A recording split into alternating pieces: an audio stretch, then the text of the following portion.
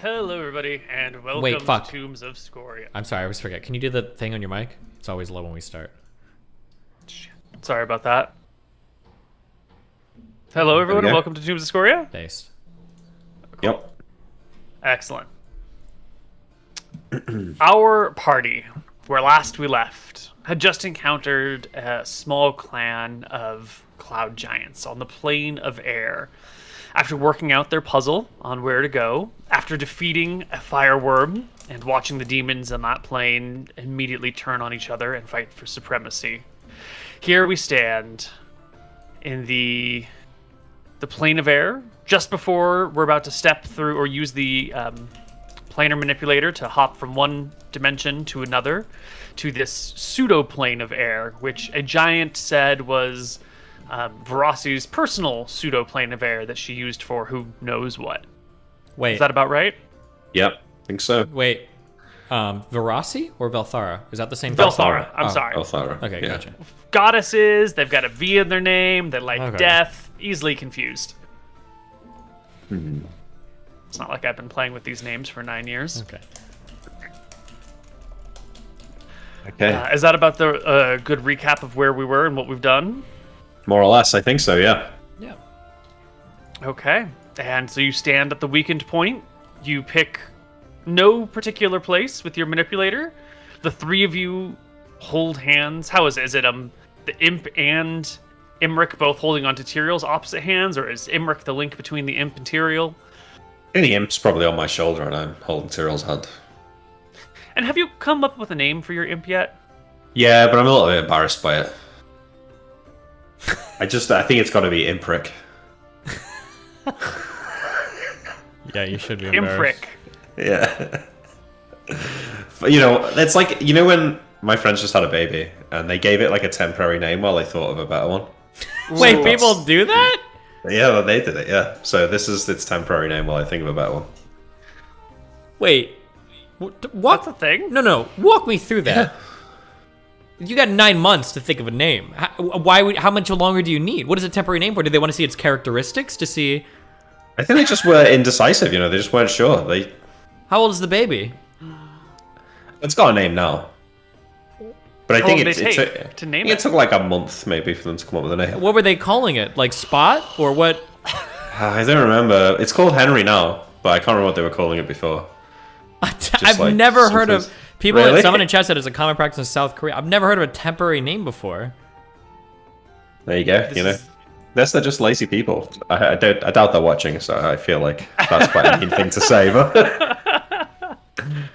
they were these people that they were. Oh god, this is bad to be sort of like talking about. It's 2,000 people. They've got no idea, but they kind of like didn't acknowledge the fact they were having the baby until until it actually happened. If you know what I mean, they were kind of. That seems kind of challenging to do In from the denial. woman's point of view. When you I say in agree. denial, you mean like Yeah. they're going to the bar, like getting wasted, or like? No, not quite as bad as that. But when you'd ask them about it, they'd be like, yeah, I don't know, whatever. Like they just hadn't thought about it. So Just like resting your beer on your wife's giant belly while you're watching TV, Yeah. like. Wow. Yeah. Okay. Jesus. So this is your temporary baby name, Imprick, before you Imprick, settle yeah. on Henry for your imp's name. yeah, like the thing is, I asked chat for suggestions, and everyone came up with like meme ideas. Like the other one was Oster, like Imposter, which is just stupid. I didn't even play. Literally never even played Among Us. I'm not going to call it that. So I don't know what else. What's a common name for an imp, Neil? Like, give me an example. What are other imps called? You wouldn't have any idea. Exactly. So it's hard. Yeah, you can call it whatever you want. Yeah, it's. What'd you name your cat? Cleo. Or did it come with a Oh. name? No, well, I called it Cleopatra, but we just call it Cleo. That's a great name. Yeah, I know. Well, I thought That's about calling the really- imp Cleo actually, Yeah. but it's a male imp, I think, not a female imp.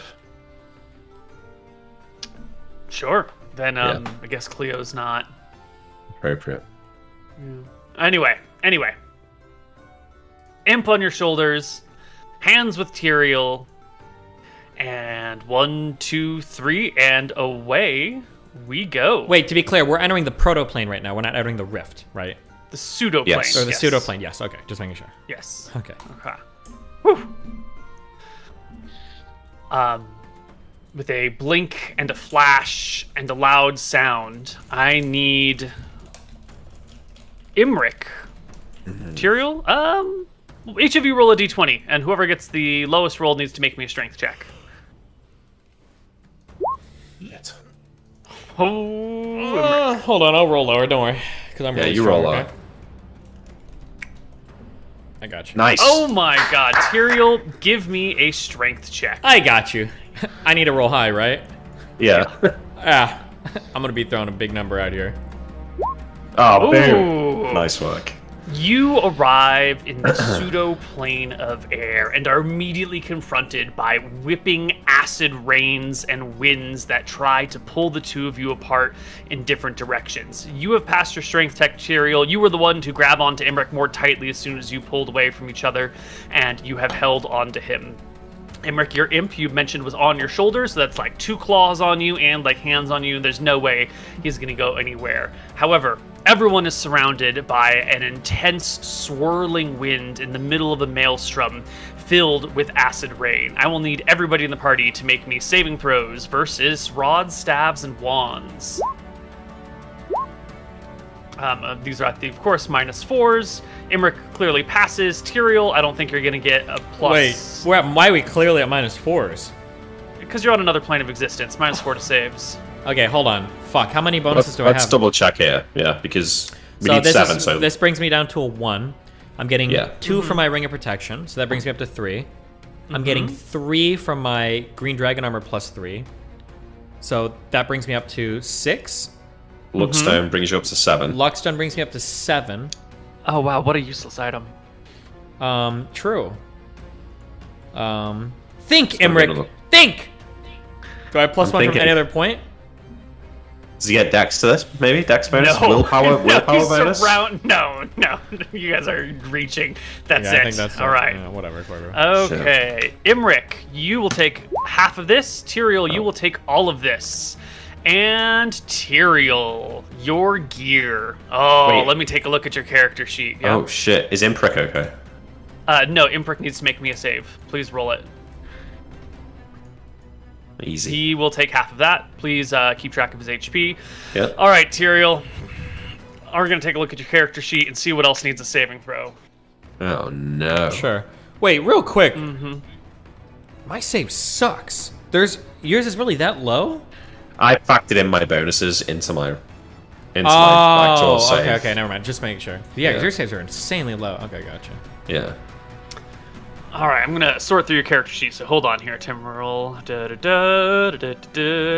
No. Ooh, okay. How many things do we have here? One, 2, 3, 4, 5, 6, 7.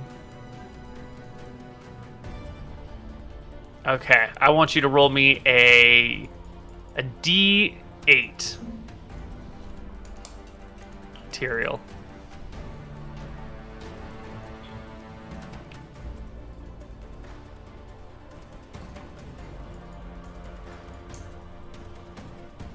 Your boots of springing and striding are run into a particularly nasty patch and are going to need to make me a saving throw. I'm going to find out what their saves are right now. Failure means they are destroyed. Okay. They are made out of leather, so their acid saving throw is a 10 or better. Wait, but he still gets his bonuses, right, to it? His magic protections and stuff like that, but still. He has failed his first saving throw, so those will not apply here. Rip. Rip! Boots of springing and striding ripped apart within the acid storm. The two of you are tumbling in this maelstrom. There is no light here except for sort of like a glowing and then alternating like completely dark again and then glowing again something in front of you as you are being whirled to your right. Forward, going anti-clockwise. We have to find the rift, right? Yeah. Do we see anything? It should be immediately noticeable, no? Or is it not? This place is dark. It is very dark. There is no source of light anywhere here other than this occasional glowing thing that you see that vanishes again before you. However, this acid storm is not going away. Each round that you stay in this acid storm, we will have to do more saving throws for damage and possibly destroyed gear. So, solve these problems fast. Go. Okay, well, wait. Hang on. I cast Ultravision on us before we left the demon plane. Has that run out now? Yes, definitely. Well, let me double check the time, but I'm like 99% Should have been sure. 16 hours. It should last. Yeah, definitely gone. Can I cast spells here? You can breathe. You can move your hands. But if you let go of Tyrael, the two of you will be separated. Can I just hold on to him? Yeah, but that means he can't use somatic and material components. He can use one or the other. I take out the magical rope and I bind us together. That'll be your action for this round. Yep, you can Not do much that. else You I can do, yeah. sling your pack off your shoulder, grab the rope out of it, and bind it to the two of you with your verbal commands. I think I'm going to polymorph Tyrell. I think that's going to be our best bet to get out of here. So maybe wait for me to polymorph before you bind me. Okay. Yeah, so I'm gonna put on my ring of spell storing. How? Oh, just switch the rings over. It's not from one finger to another. Which hand are your rings on? Does you know? Because No. Tyrael's holding one of your hands very tightly, and that hand cannot have rings moved on them. Why do I have to be holding his you're- hand? you're- Why can't I be holding onto his waist or something? Because we talked earlier that you were holding onto each other's hands when you Okay. jumped planes, and now you're gripping tightly. Okay. Well, I think we work together this round to stay together whilst I switch this ring. I Okay. think we can do that together, right? If we both take our action to do that. Yes, the wind is strong. You'll have to shout at each other, but you're holding each other. You can shout the distance, no problem. So you can... How does that work? Just give me a brief... It's possible, think- but I just want to know your details. If Tyrell's grabbing onto my hands, he probably holds onto one hand, uses his other hand to now grab onto my waist. Then, once he's secured on the waist, moves his other hand to my waist, and then, now that my hands are free, I can switch the rings. Excellent. So you have switched which two rings, Emmerich? I'm going to switch out my ring of fire resistance for my ring of spell storing. Okay. Excellent. On to the next round. Everyone make me saving throws versus rod, stabs, and wands. That is success. Well, natural 3 is always a failure, so a failure. Yeah. And the imp?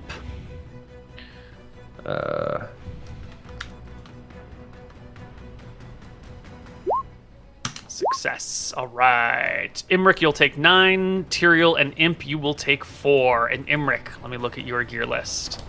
Oh yeah, magic resist in this? Any benefits to that? No, this is acid. It's not magic. Sorry. Is this limiting my regeneration? Because otherwise I would gain 1 HP back this round. Yes. Okay. Acid does not regenerate that way. Let's see. That's in your bag. Let's go 1. You're going to want to look at my 2. on tab. Yeah, I'm on your on tab. Yeah. 2, 3, 4. Are we level 12 warriors or 13? We're 12, right? Yeah. Okay. Stop! Oh, sorry. I always forget that. That's not... 6, 7. 7.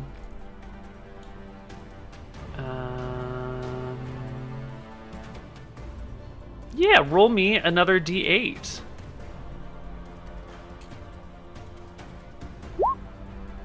Five. Here we go. 1, 2, 3, 4. Your amulet of recall. Oh, that's a bad one. Okay, amulet of recall is metal. Its acid save is 13 or higher on a d20. I think the Luckstone should come into this. Correct? I mean... You already failed your save. This is your item's ability to resist. Oh, the amulet of recall is damaged beyond repair and destroyed. What the fuck? All right, the two of you are holding on to each other. Imric has got his hands free. You're in a pitch dark, swirling maelstrom of acid rain. Next round, what are you going to do? Polymorph. Into a... Let me just check. How big is a giant eagle? No, Pegasus. Obviously a Pegasus, yeah. Obviously, That's the one. Pegasus. Yeah, Can you yeah. polymorph me too, or just yourself? Just myself. You're gonna have to hold on. I'm sorry. Does the Ring of Spell Storing have a ton of spells stored in it? How many polymorphs No, does it just have? just one polymorph and it has to be recharged. Really? Okay. Yeah. All right, you have become a Pegasus. Whoosh. Yeah. And then what? What is Tyrael Well- doing this round? He's holding on. Now I've got the rope. I can bind us with the rope again. I'll just do that. Excellent. Imric changes into a Pegasus before you. You can grab onto his mane or something, grab the rope, bind it around the two of you. The two of you are now connected, and Imric's got wings. Yeah. Give me a D.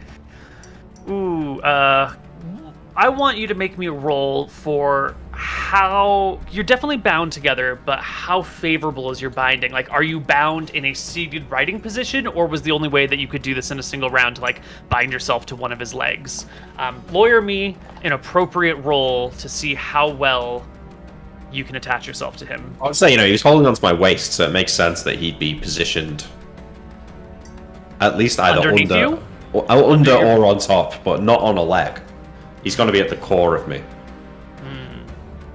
Well, How lawyer complicated? me a roll. Well, I mean, before I was saying I was able to say bind rope Imric waist. Can I still say that, or is it a one-word command, or what? How? It's a one-word command. I just didn't want to get into the weeds of what you're doing. You just Okay. say bind, and it binds to the thing. It's going to be So- a dex check for Tyrael, right? Probably. To be able to maneuver into the right position while the rope is binding him. That sounds right. Is that what you want to go with, Tyrael? All right, do it. Give me a dex check. Hold on. I didn't lose any dex from the Boots of Spring and Striding, right? I think I just lost an AC. I think most of my Yeah, I dex don't right now think is they coming from give you the Cloak of the Cheetah. Dex. Yeah, you Yeah. only get dex from one source. So Yeah, and it's +3 from there, I think. I have to get you some new boots. let's see how favorable it is. Okay. What am I need roll? I'm gonna roll high. I don't care. Yeah. 25. 25 is Good good enough. You are going to be positioned on Imric's back, but not like properly mounted him, but just like clinging onto Yeah. his back on your belly. That's still a great spot. You're not going to get in the way of the Pegasus's wings, and it does leave your hands free to do other things, and you have you can use him as cover a little bit. It's not too bad. Excellent. What are you doing with Assuming- your movement, Imric? I assume Imprick is held on. Yes, Imprick is holding on with claws for dear life, screaming into the void. Oh wait, he took another 4 damage, didn't he? Yes, he did. He's gonna die in about 3 turns. He needs to. Can I he, grab like- him and shove him at the bag of holding next round when I see him getting hurt? Yeah, I think that's what we need to protect him somehow, because otherwise he's kind of fucked. I need to fly towards the rift, Neil. So describe. Where's the rift? Kind of sounded like I'm in a cyclone. Yes, you are in some sort of buffeting cyclone filled with acid rain. It is pitch black everywhere, except for this occasional glimpse of some sort of like orangey, reddy color that appears and disappears again. Is that somewhere inside the before you. cyclone? That's where we're or going. Outside We're of the going to cyclone. the It is- color. Yeah, I agree. It's hard. You don't even know what's the inside and the outside. You're being twisted Okay, and turned in all I'm different going towards directions. the light. Then I'm hoping that Tyrael's going to save the imp, but I just go. Yeah. You just start flying. Okay. Yeah. I'm gonna need Mr. Imric.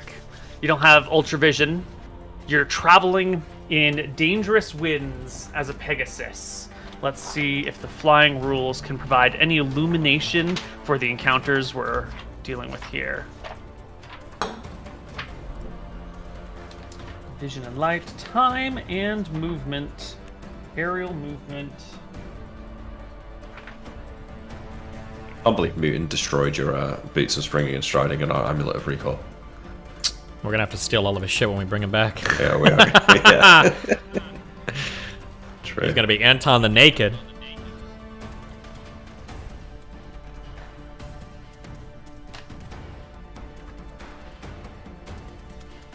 That is a terrible set of rulings. Yeah, I've got improvision from the imp, actually, so I can see a little bit. Yes, you can see up to 60 feet. Wait, there is an echo? Um, Sorry, people on my stream are saying something. I'm hearing it as well, but I'm surprised that it's coming through. Wait, say that again? Or talk again? Hello, hello, hello. I didn't hear it. No, I don't hear the echo anymore. Oh, yeah, it's coming from you. Okay, weird. It's probably my headphones. Okay, sorry, keep going. Just looking Alright. for our aerial maneuvering rules, hoping that they will provide some guidance. They do not. They do not across the board. Right. Running, climbing, getting down. Nope. Okay, Emmerich.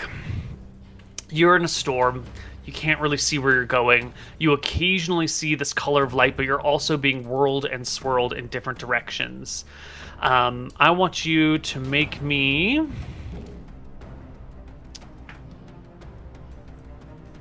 I swear to God, if you say strength check. No, why would it be a strength check? You know, there's definitely not a strength check. Because okay.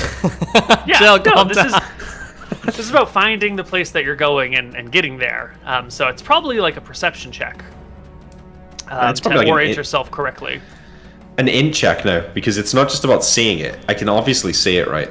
The goal is, how do I position my flight path to take advantage of the direction of the cyclone?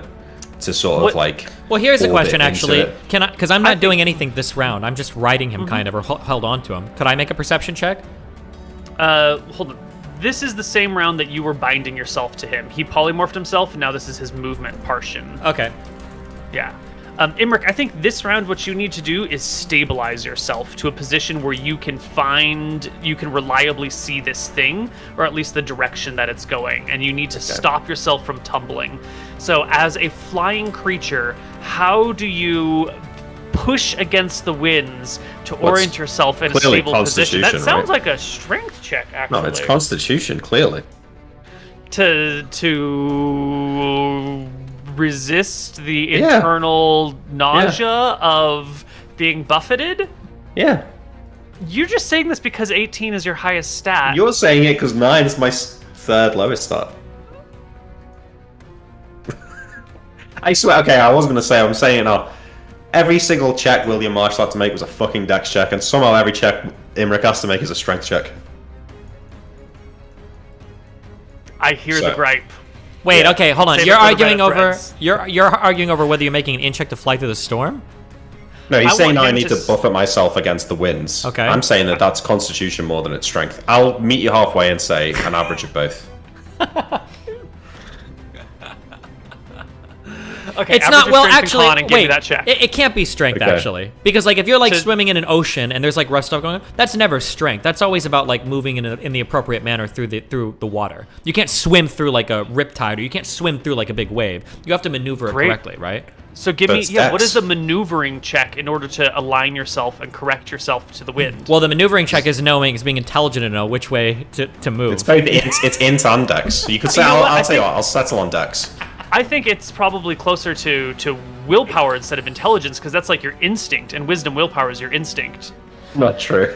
Absolutely not true. What's your good wisdom luck, Nick. willpower? Is it low? That's 7, so that's really bad. I feel like you're just gonna lawyer for whatever your high stats are without any thought to what actually makes sense.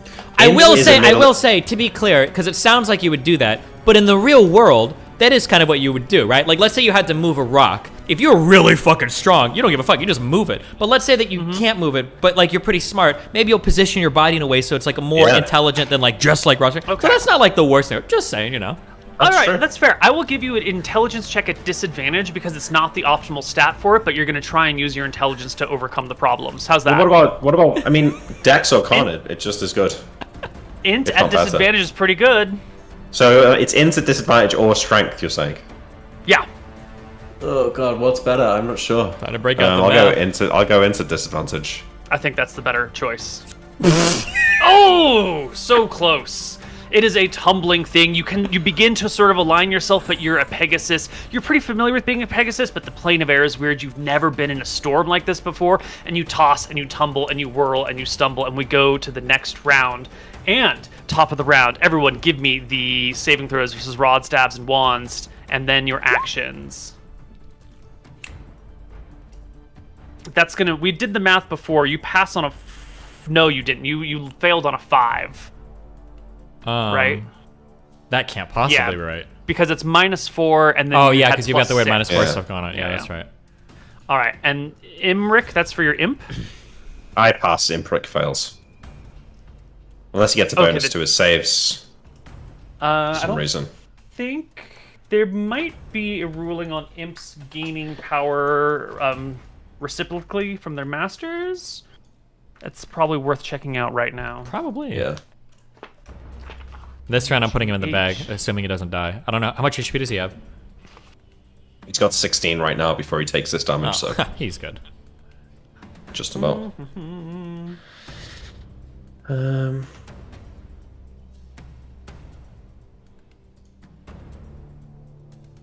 No, the master gains benefits from the imp, but the imp does not get anything from them unless Find Familiar empowers them. Because Find Familiar gives them a bonus to their HP, right? Mm-hmm.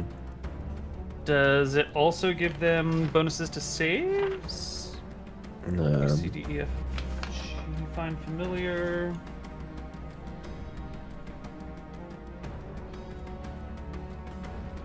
Ooh, when the familiar is in physical contact with its wizard, it gains the wizard's saving throws against special attacks. Oh, well, this would be a special attack. The special attack would normally cause damage. The familiar suffers no damage if the save is successful and half if it's failed. I think that's like breath weapons if the familiar dies.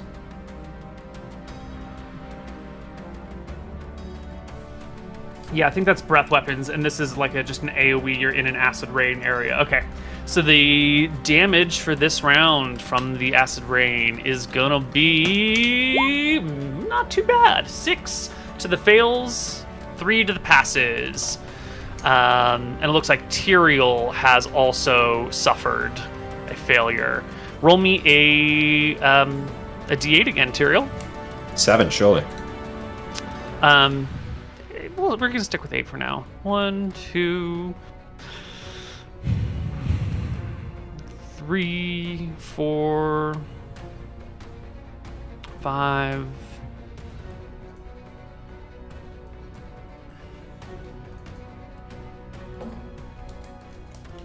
6, 7. Oh, sorry, you rolled a 4. I should have stopped counting once I got to 4. 1, 2. I wonder what's going on. Yeah, no, I'm just woohoo. 3, 4. Your girdle of giant strength. Oh no. Oh no. A girdle. What? A girdle's made out of leather, right? Maybe. I think so. It's definitely not made out of glass or cloth or bone. Could be made out of metal, but I think a girdle of giant strength is a leather item. It's not an oil, paper potion, rock, rope. Yeah, leather, 10. It's one of the better saves here. 10 or higher on a d20. Okay. You already passed it. Yeah, I rolled a 13. Oh, perfect. Excellent. Your girdle is fine and intact. Actions this round. I'm going to be bagging the imp. Yep. The imp will allow you to bag it. Now, here's a question, Imric. If the imp goes into the bag of holding, it's going to be more than a mile from you, right? You're gonna lose imp benefits when it's no longer nearby. I mean, I guess so, yeah. But it's better than it being dead. Yeah. Excellent. In the bag, the imp goes. It's willing. It's telepathic. It knows what's going down. Poof. Imp is safe. Imric, what are you gonna do this round? What do you got? I'm trying to fly towards the color. Okay. That's it. That's all I'm trying to do. Okay, you got to stabilize yourself because it's there, and then it's not there, and then it's there, and it's not there, and then the winds are tossing you head over heels or hoof over wings. There's still intelligence, yeah? Disadvantage. Or strength, yeah. Your choice. Oh, that's terrible. You can do this, though, right? You only need a 6 or higher? That's a reasonable roll. Not for on me. 2 dice? Apparently. Oh no. Okay. We go to the next round. Saving throws for the 2 of you. Luckily, the imp is alive and safe. Pass. Okay, Pass. both pass. Good. Excellent. Everyone will just take a wee bit of damage. Wait, small. what rings was Nick 3. wearing when he polymorphed? Protection and storing. Spell storing. No free action. Dumb. Well, I didn't want to... It would have meant moving 2 rings, and also Yeah, that's fine. I would have lost the +2 to saves. You're a Pegasus? Can I slide the ring down your horn or whatever? I'm just kidding. That's a unicorn, buddy. Okay, I try my int saves again. Okay, you can do it.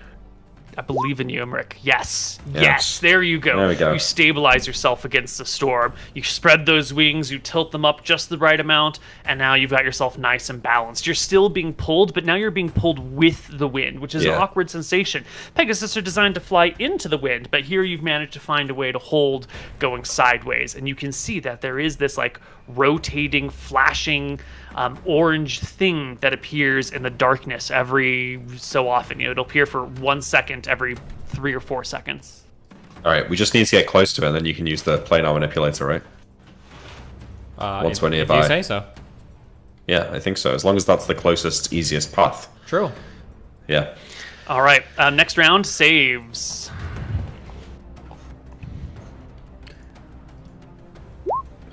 Oh, brutal. Oh, Was a 5? That's a pass, I think, right? no, because it goes down to 1, and he's got +6, which brings him to 7.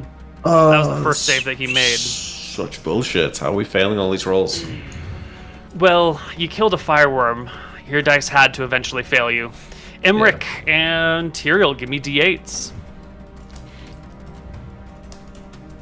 All right, we will start with Tyrael. Well, whatever it is, it's gone. Yeah, I know. Oh, you rolled both the dice? You didn't even wait? Nope. Oh, God. Last time it was the Girdle of Strength. This is going to be your wrist item. Your wrist says you are wearing Bracers of Shock and Grasp and Archery, but you can only really be wearing one at a time. Which one is it? So if you go to my combat sheet, I have the one I've got currently worn right now. So it'd be the Bracers of Shock and Grasp is what I have worn right now. Excellent. Those are metallic. They have a saving throw of 13 or higher on a d20. You fail. Bracers of Shock and Grasp destroyed. Imric, you I'm rolled not polymorphed, so my gear is protected, right? That's true. But So that defaults to 8. You just take extra damage. You take another 10. Okay. Wait, you didn't roll with damage the first time. You're right. You take 18. And Tyrael will take 8. Okay, we're oriented towards the storm. The acid rain buffets us. Tyrael's grabbing onto the Pegasus. The rope binds the two of you together. What are you gonna do? Alright. Well, I'm going towards it. That's it now, right? You're just gonna flap your little wings and head towards the rift? Yeah, if it is the rift. Good. You did not check anything else. Tyrael said there's color. Let's go to color, and that's where there's we're going. there's not exactly much time to think, so yeah. Yeah. Let's do it. So what do you want this time? Nothing. You spend Okay. around flying. Not a problem. Okay. No. The only thing is, well, Tyrael, do you have an action this round? what? No, like I'm just unless I can help in some way him navigate or something. No. That's why I'm asking if you have an action. Nope. Excellent. You fly towards this thing, and you're definitely getting in the tighter section of the storm. You can really feel that acceleration, that centrifugal force, like pulling the blood away from you as you go in towards this thing. It's blinking on and off, and you get the sensation that there's like a front, which is sort of like a long A rift shape. ovular shape of like orange something, and then the backside is this blackness. And when you're seeing it for a second, that's because you've come back round in front of it, and then you're twirling around and around. But now, the force is sort of making you uncomfortable because you're going in a really, really tight circle. But you also begin to feel like a sucking motion coming in front of you, like your hair's getting pulled forward, but you can still feel the blood rushing towards your back a little bit. It feels like whatever this long, orange, skinny thingy is trying to suck you fully inside of it. You have 1 round to make your decisions if you want to go in or if you want to do something else. We'll just need 1 more set of saves, and then your fate is yours. We're going in. Give me 1 more set of saves, then.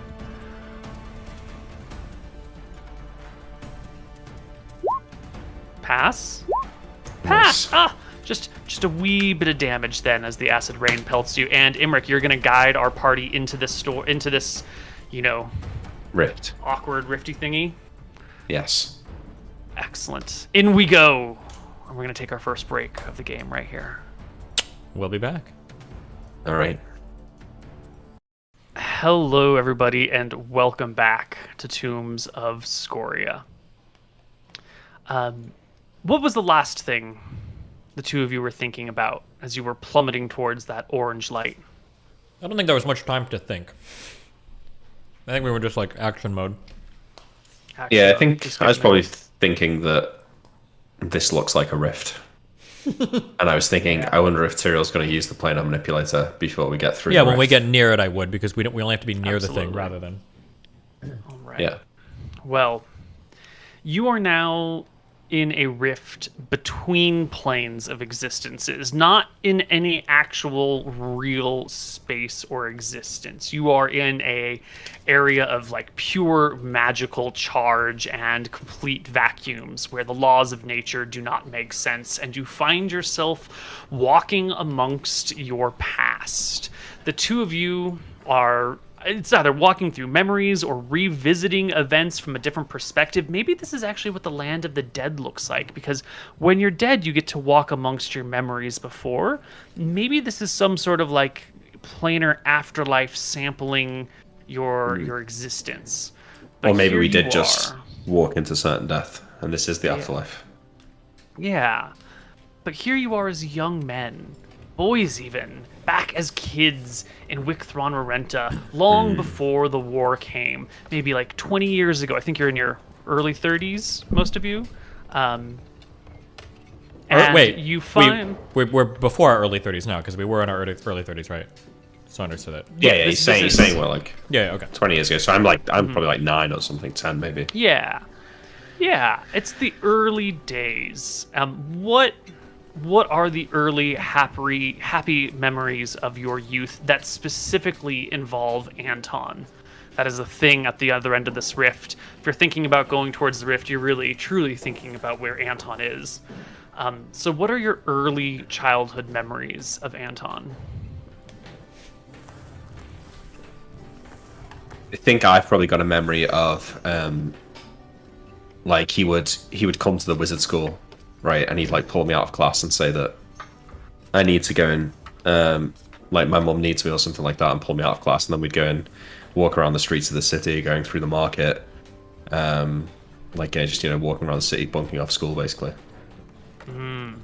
What about you, Tyrael? What are your early memories of Anton like? This is an important question. What do when was Anton's face scarred? When he was young, I believe. Like I don't 4 know. or like 15? Anton, you want to put it in chat for us? Because I know you're listening. I know you're here, somewhere beyond the rift. 5 or 6, he says. The other chat in Destiny's chat. Got it. Yeah. He was 5 or 6, yeah. So that's, and he's a few years younger than you, so this must be just a couple years after that happened. 5 or 6, okay.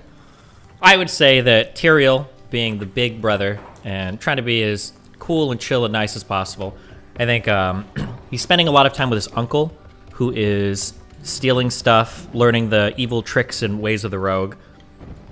But I imagine there's probably a lot of like goods and stuff that flows through. Like if you're in any like bazaar or area where there's a lot of black market activity, you're probably seeing a lot of foreign stuff too. So I'd say that one of the things that Tyrael would do is for any work for his uncle or for any items that he would have gotten stolen, not like magical items, but coins or whatever, he would be buying masks to play with his two brothers, so that if all 3 of them were running around outside wearing masks, Anton's face wouldn't feel fucked up when we're like running around with people, so that he wouldn't feel so bad about being all scarred up or whatever. That's nice, isn't it? Oh, that's really sweet. Oh.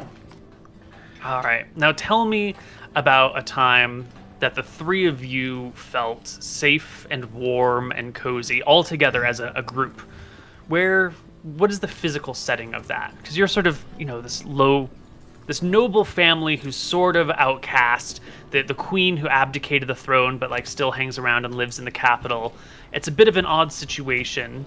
You don't really fit in anywhere, but where is the one spot you fit in? The physical place that you belonged and felt comfortable?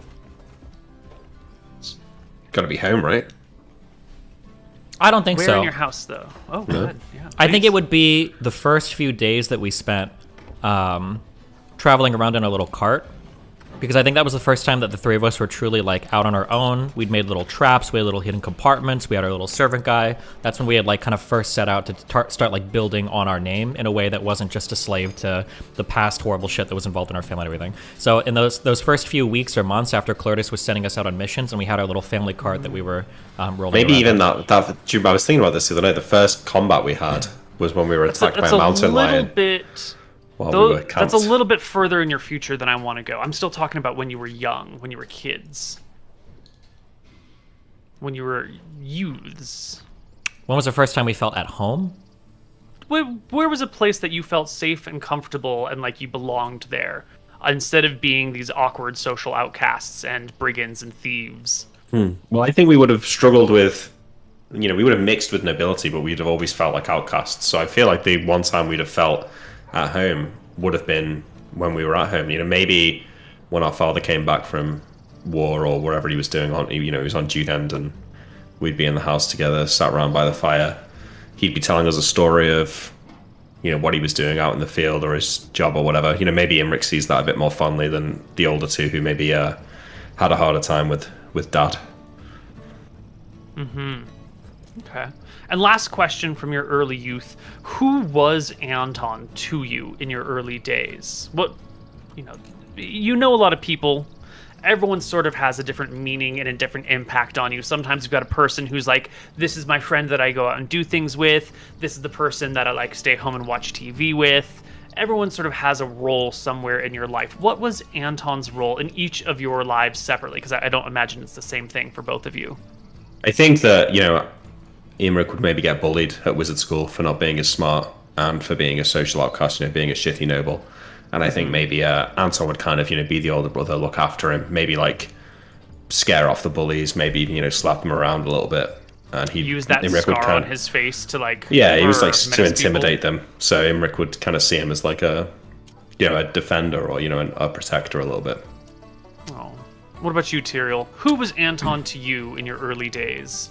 I'd feel like, did you say you felt like his defender or like he was a defender of you? No, he was my defender, yeah. Oh, I feel like I'd feel the opposite, that he was just kind of like a scared kid. He was like really mean to everybody, but he kind of needed people to cover for him. Like back in our early days of adventuring, he was just like a lonely dude that talked to rats and mice, and that's kind of like what he was in the beginning. And I think that's still like kind of the image that Tyrael has in his mind of Anton before he sold his soul to Velthar and started crucifying his wives and shit.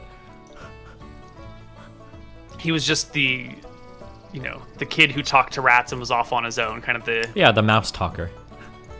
Mouse talker. Like a scared child. I think it's interesting that we both had an exact opposite view of Anton and the role he served in our lives, Middle child syndrome, 100%. Yeah. Right. Well, as you fall through this rift, being pulled in different directions by all these different energies, you find yourself at the beginning of your adventures.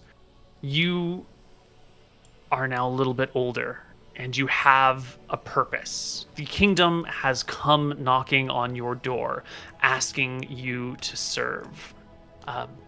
Talk to me about the early days of your quests, the early days of your purpose here. Why you are the Magari Dragon Slayers. I think that Imric felt happy to be hanging out with his older brothers. To be doing something meaningful, to be entrusted with something and not be treated like a complete fuck up, despite the fact he was a bit of a fuck up. And those early days of adventures are hazy at best. When Imric thinks back to them, he was drunk most of the time, and was kind of unconscious in a lot of the big fights, and was really just getting led along by the other two in terms of what he had to do. So yeah, he has fond memories of those times, but it's kind of like the fond memories you have of like looking back to when you were the summer when you were 19 and you can't really remember it, but you had a good time. Because you were drunk all the time. And how did both of you feel during your sort of being given this quest of protecting the kingdom from Scoria, hiding, doing this stuff in secret? Was this a moment of grandeur for you? A moment of what did it mean to be handpicked by the queen to save the kingdom when no one would give you the time of day? I mean, I don't know if I necessarily felt handpicked.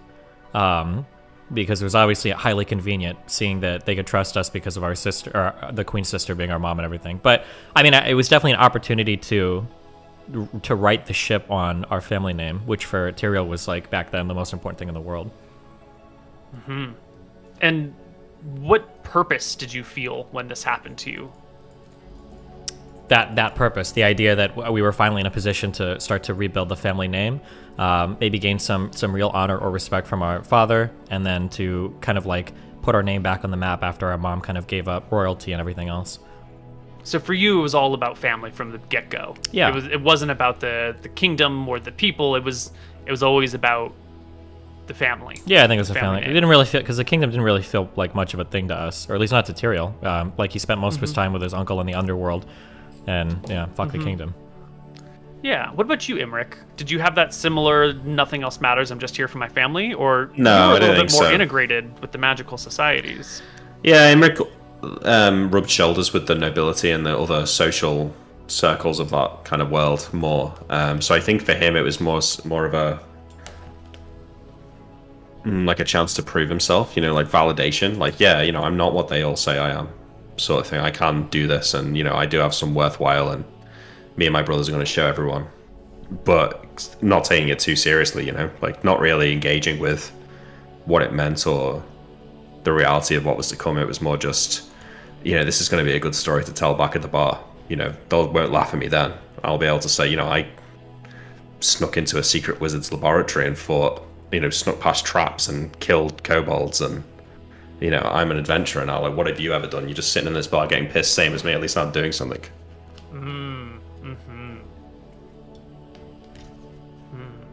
Yeah, just so what, you can cast magic missile. I don't care. Right. And in those early days, I would like each of you to remind me of 2 quests that you went on that felt like it was significant to your character growth. And you can, 1, 1, 1, 1 would be a nice way of flipping back and forth between it. Whoever's got a quest from the early days that felt meaningful to you in some way, shape, or form. One of the first really big meaningful quests that also was kind of a guilty pleasure, I think, was after we'd gone through the trouble of getting those candles, we had set up and executed a pretty clever plan that involved fucking over other kind of nobility to steal shit from them in that dinner, and that felt good for a few reasons. One is because we were using the items that we'd gained through our own work and everything, and then 2 is because it gave us the opportunity to fuck over other noble people, which always feels good. Just fuck them. The dinner heist. Ah, the dinner heist was good. That's where you met, what's her name, isn't it? Shelley. Yeah. Ah, Shelley. I'm going to get a little bit further back to the second quest we went on. Was some local noble lady's daughter had gone missing, and we were meant to be looking for her grave or something because she'd had some magic items, and Imric spoke to an architect and charmed his daughter to try and find the information of where the grave was. But before all of that happened, we snuck into the wrong grave, and Tyrael and Anton were trying to steal the silver rings from the grave. And this wasn't the person we were looking for. And they were like, yeah, we'll give them back later. And I think Imric had, for the first time, a feeling of morality. Like, maybe my goal here is to keep everyone on the steady path, on the straight and narrow, make sure we're doing the right thing. I think for the first time felt that twang of responsibility and, what's the right word for it? I can't think of the word, but when you have like a requirement that you have to fill, like a responsibility basically to the kingdom and to everything we were doing, and that we should stand for something better. And yeah, that's probably one moment, I guess, where you decided to try and do the right thing. And did it work out? Did you convince them to put the rings back? No. But it gave you purpose. Yeah, it did. I did. In the future, though, I did talk them out of doing bad things, and I think that was the start of that. And Tyrael, one more quest from you that felt significant or impactful or meaningful to your character on a personal level from the early days. From the early days, because I was gonna say, I don't know if this counts as early days or not, but was it not Belarus? What was the name of the first dragon we slayed? Azeron. Oh, Azeron. I don't know if that's too far in the future, but slaying the first dragon was fine. Yeah, that was significant because that was the first time that we finally got to test our might against going through an entire dragon's lair, climbing up that mountain, and then fighting and slaying a dragon. And that was the first time you got real admiration from the people and the nobles, right? You were given a parade, practically. Yeah, duh. Yeah. That was, you guys were known as the Dragon Slayers for a while. You were mounting dragon heads on castle walls until Shine came along. Yeah. There's also a secret, a small one. Tyrael kind of regrets doing the quest where we went to one of those cities, one of those free cities, looking for like an anti-dragon potion or whatever. Because that's where Anton found that fucking amulet and the circlet or whatever, and everything changed. So sometimes he wonders if things would have been better if we didn't go in that direction. But what about you, Imric? What is your second quest that fulfilled you with purpose or meaning or was significant to your development? I'm trying to remember when he stopped drinking, because that's clearly the thing that made the biggest impact on his character. But I can't. I think maybe it was a more gradual thing.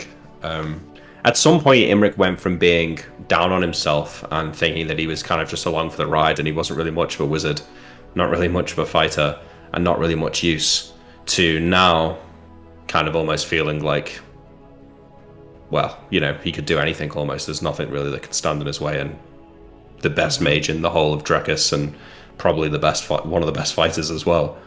That's kind of been a gradual process. In terms of a specific quest, it's tough because I keep coming back to a moment, and it wasn't really a quest, but we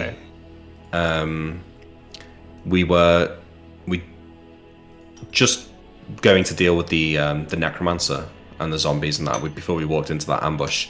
But there was a black dragon in the swamp, and it was hiding in the water, and I basically killed it in one round with my bow. I think it was on like low health, and I just got like 3 triple crits, and it came out of the swamp, and I just fucked it up and killed it, and it was like, yeah, okay, this is... When you weren't just Imric the mage, you were also Imric the warrior.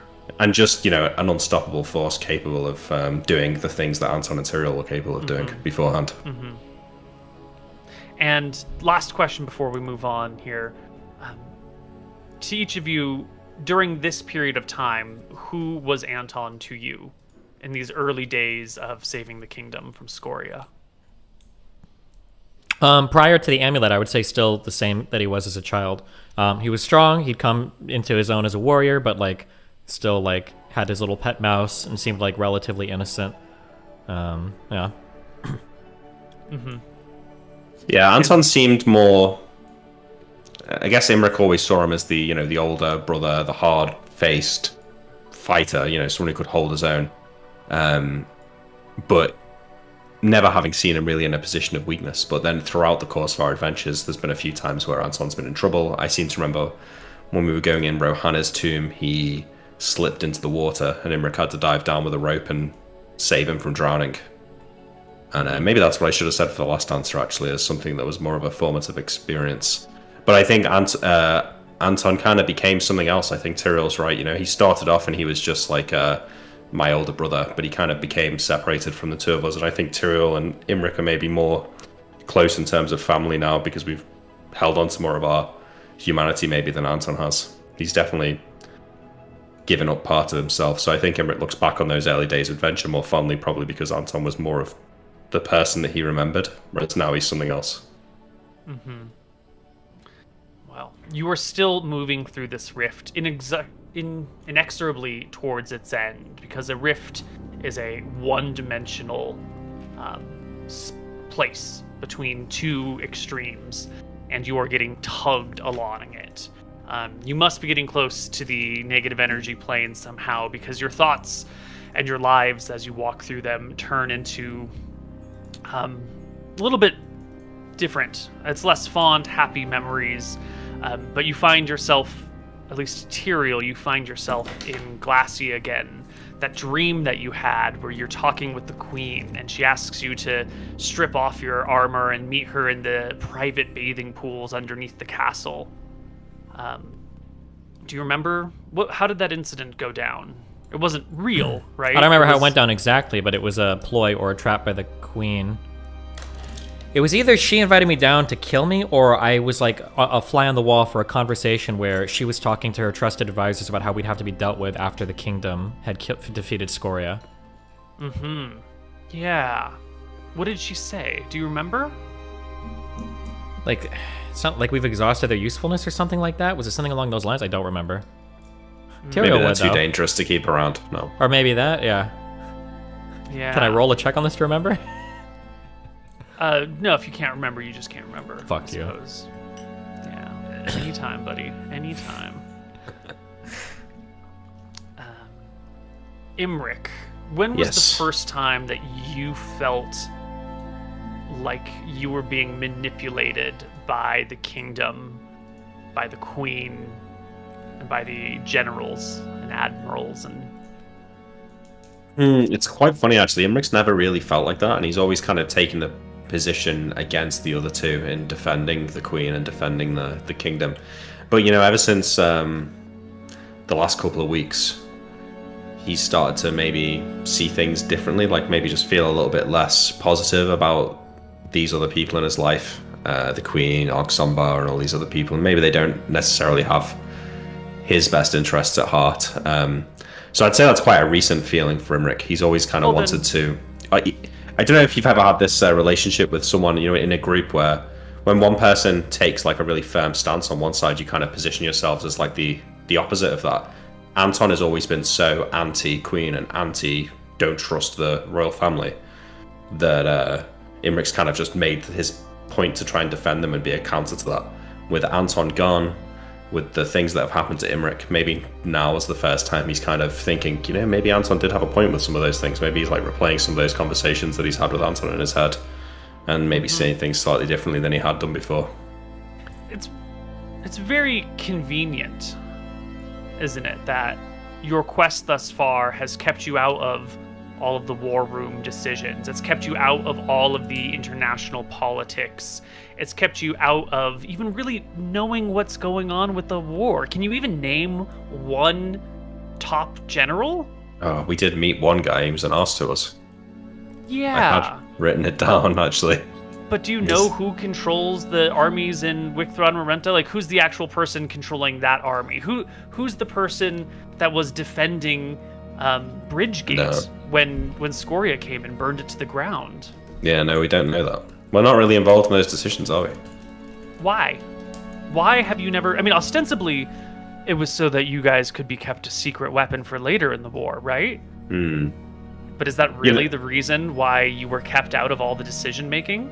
Well, on one hand, I would say, you know, we had enough on our plate without having to worry about organizing soldiers.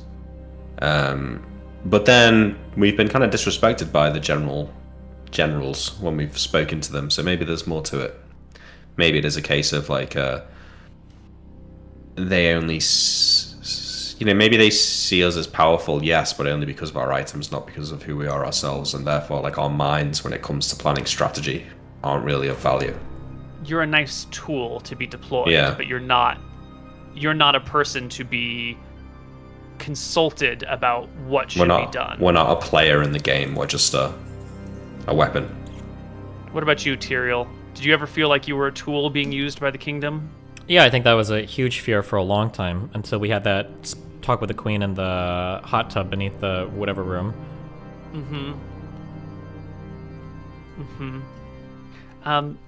The queen of Drekis, the greatest monarch in the land, when she gave you this quest, that, you know, to slay this dragon and to find all these items, she gave you some tools to help you along your way. One of those tools was a get out of jail free card. Do you remember that? She was offering you one time where if you made a mess of things, that she would pull you out, but only one time if you, like, you know, angered a noble. Why'd she give you one get out of jail free card? Isn't she the fucking queen? Aren't you on the most important mission of all? Why one? Am I logic braining this or am I emotional braining this? Well, Or is No? it? Little column A, little column B? Tell me what you think.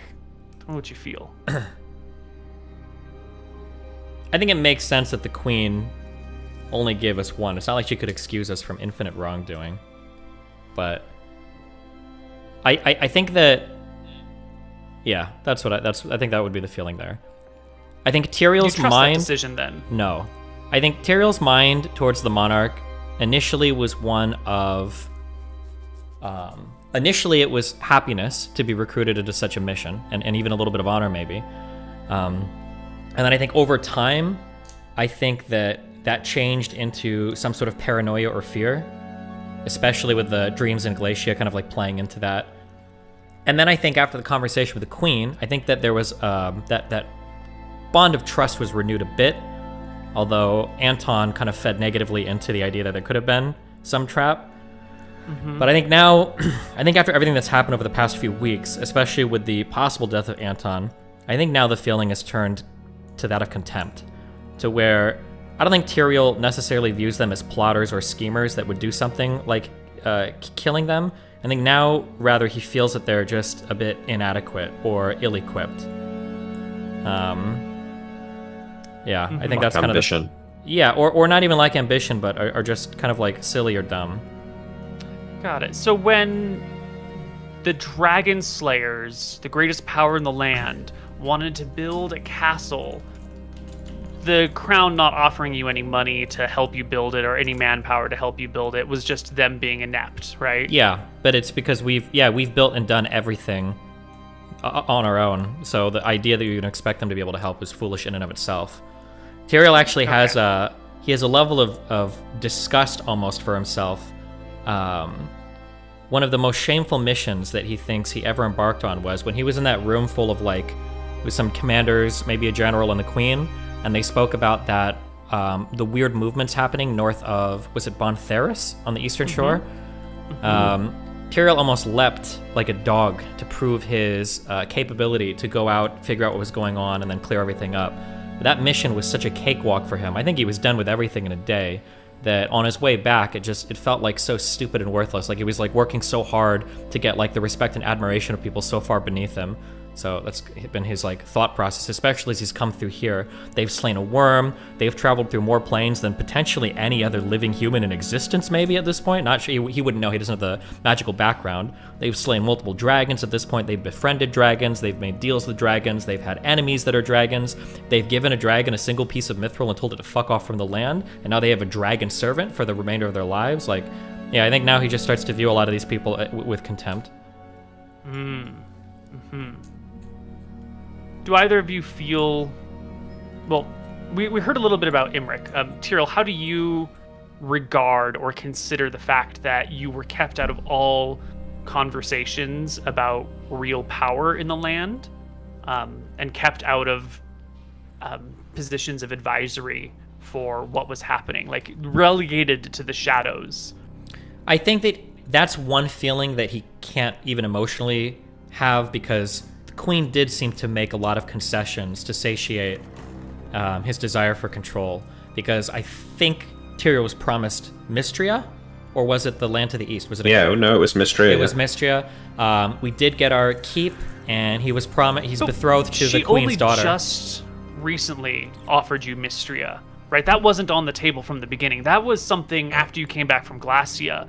I'm talking about the 90% that's or true, 80% of your adventures. I think Tyrael. You were. But I don't think that was the fault of the queen. I think that's because Tyrael saw himself in the past as weak too. He was a rogue that was trying to restore the honor of his family, that was trying to win respect in the eyes of his kingdom. He's not anymore, but he was haunted for a long time by that memory of walking in the street with that stupid girl that gave us all flowers to symbolize us not participating in the war. But now when he looks back, now he sees that look at how easy it was to get an arranged marriage with the queen's daughter. Look at how easy it was to get to be the king of Mystria. All of it is there for the taking. We just have to be ambitious enough to reach for it. And in the past, we weren't. We were children of the Megari name and children of the kingdom. But now as we come into our own, we can see that there's so much more there if we're just willing to reach for it. And we've never been stopped by the maliciousness of others, only by our own ineptitude and lack of ambition in the face of their selfish ambitions. And Anton, during all this period of working with the Queen, Anton had been a very vocal voice that, fuck the monarchy. These people are... He was very negative about them. What was Anton's position, Imric, towards I guess these? He just didn't trust them, and he maybe had some of that selfish ambition that Cyril's talking about there. Like, I think he maybe looked at the three of us and saw what we would become and what we were becoming, and realized that what Cyril's explained, that it is all ours for the taking, and that the structures that exist, if we are in a bad place to start because of the circumstances of our birth, we've overcome that. But the Queen, she's only where she is because of the circumstances of her birth. There's no real strength to her. There's no real talent necessarily to her. And I think Anton kind of just saw through that. He's never got on that well with other people. He's probably, Imric's kind of a social person. He's got empathy. He sees things from other people's point of view. He tries to give them the benefit of the doubt. I think Anton's the exact opposite of that. So he sees through the bullshit quite easily. He's not easily taken in by friendly words and well-meaning gestures. He kind of just sees through that and saw it as weak and as platitudes, and that he kind of, I don't know, he seemed angry about it a lot. But I think from Imric's point of view, what he was arguing for, I think Imric saw it as you'll destroy the kingdom, everything we'll have worked for will be lost, because it doesn't matter if we kill Scoria, if there's a huge civil war. Okay. And last question here for Tyrael. How did Anton help shape your distrust for people? And secondly, after that, how much of that was Anton and how much of that was his amulet? Well, it's impossible to know how much was the amulet. In terms of the corruption of the mind from the amulet or weapons, that's something that we're always paranoid about. But out of character, I would imagine that the way that these things corrupt you is in a very subtle manner, where it probably makes some things more apparent and other things less apparent, or makes you more paranoid about some things and other things, rather than an evil presence in your mind. So, being with Anton, I think that Anton has become pretty inspirational in terms of somebody that wanted power, found a deity, and then started grabbing a lot of power. Now he's working on some weird multi-continental religious cult thing that he seems to be fairly successful with. He's probably changed the most out of any of the three of us in terms of the power that he was going after and the power that he's achieved, and the influence that he's starting to spread. So I think that Anton has probably been I guess we'd say a negative inspiration to Tyrael in terms of going down that path of being more self-serving and less for the kingdom. Yeah. Okay. We come near the end of the rift here, and we're looking to the future. So are we walking through this and looking to our left and right and just seeing memories play out? It's more of you happen to be in a room, right? You were in the room when you were sitting by the cozy fireside with your father. You're in the room when the Queen is telling everyone, well, now that they've finished off their use, we'll hold a meeting down in the hot springs, and you kill him once he's naked and defenseless in the pool. We're visiting these moments, and now we're looking sort of to the future. And this is more of a projection, not a thing that ever has happened. And I'm just going to ask back and forth some questions. Imric, broadly speaking, what are you going to do when you get home? When you get when I get home right now. When you get Anton and you get back to Drekis, what does the future hold for you? I think we go and kill Scoria at that point. I think, kind of learned a bit of a lesson that maybe going to kill that green dragon was a little bit of a vanity project in a way. And we kind of risked too much, so stop messing around, get the job done. And honestly, I'm not sure what the future looks like for Imric after that. It's good. It's Tyrael. Scoria in particular. What are you going to do? What's your plan? I think that Scoria represents something very positive for Tyrael. To borrow a quote from Littlefinger, chaos is a ladder. I think that the chaos that Scoria kind of thrust our kingdom into has allowed for Tyrael and the family to achieve far more power than they ever would have anyway. And in any area that we insert ourselves that has become increasingly chaotic, we have the ability to grab more and more power and build more and more relationships than we ever could have before.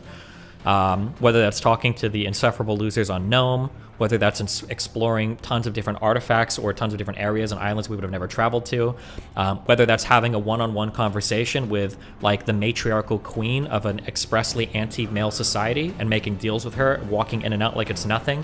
Like, we've been able to extend our influence and have conversations and build bridges with people all across the world only because of the state of chaos that the world is in.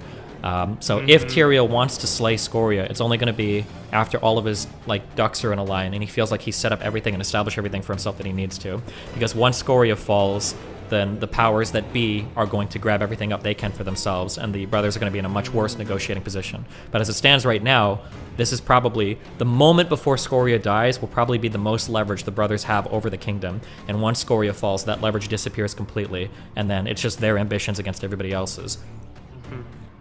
Well, in theory, once it's all over and done, you're going to be king of Mystria. But in the meantime, Mystria is your enemy.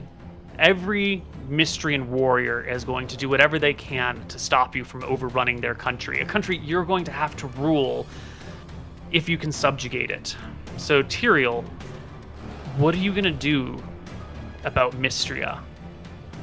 Up to killing Scoria, and then after Scoria? Mystria is going to run like a stopwatch. That's an anachronism because stopwatches don't exist yet, but it will run well. Tyrael is a hands-on leader. If there are people that are disrespectful or rude, he's done it before.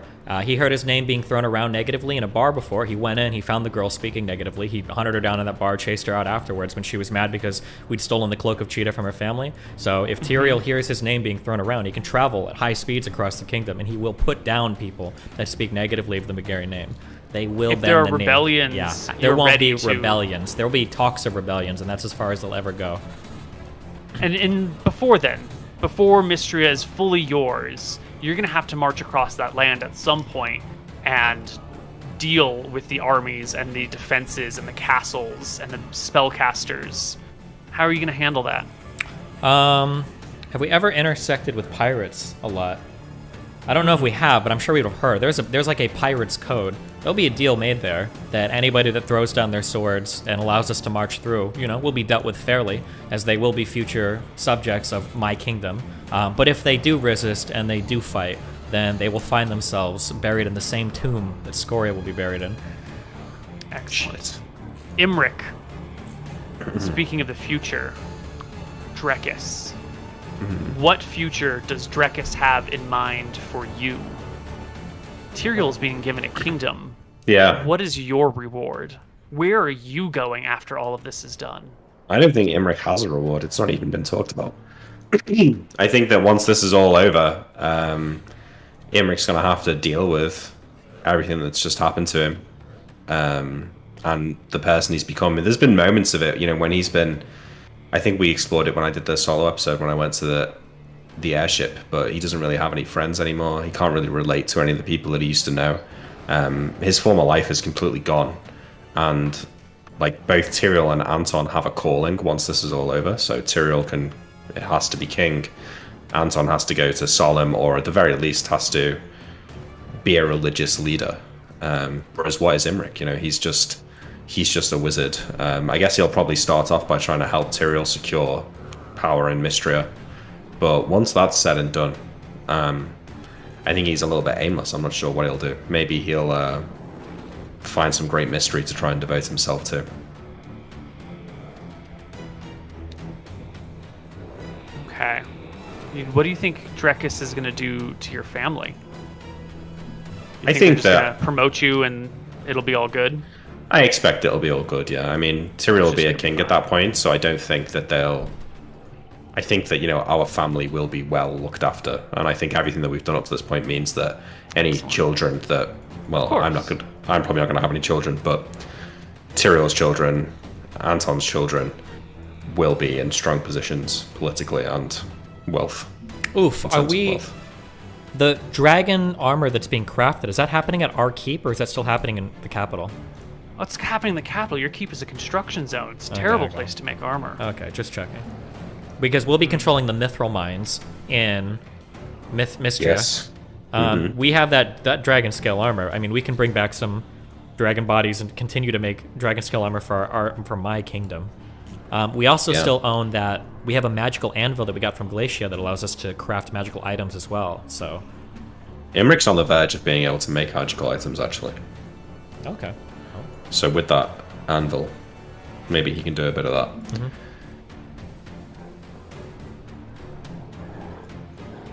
Read this word.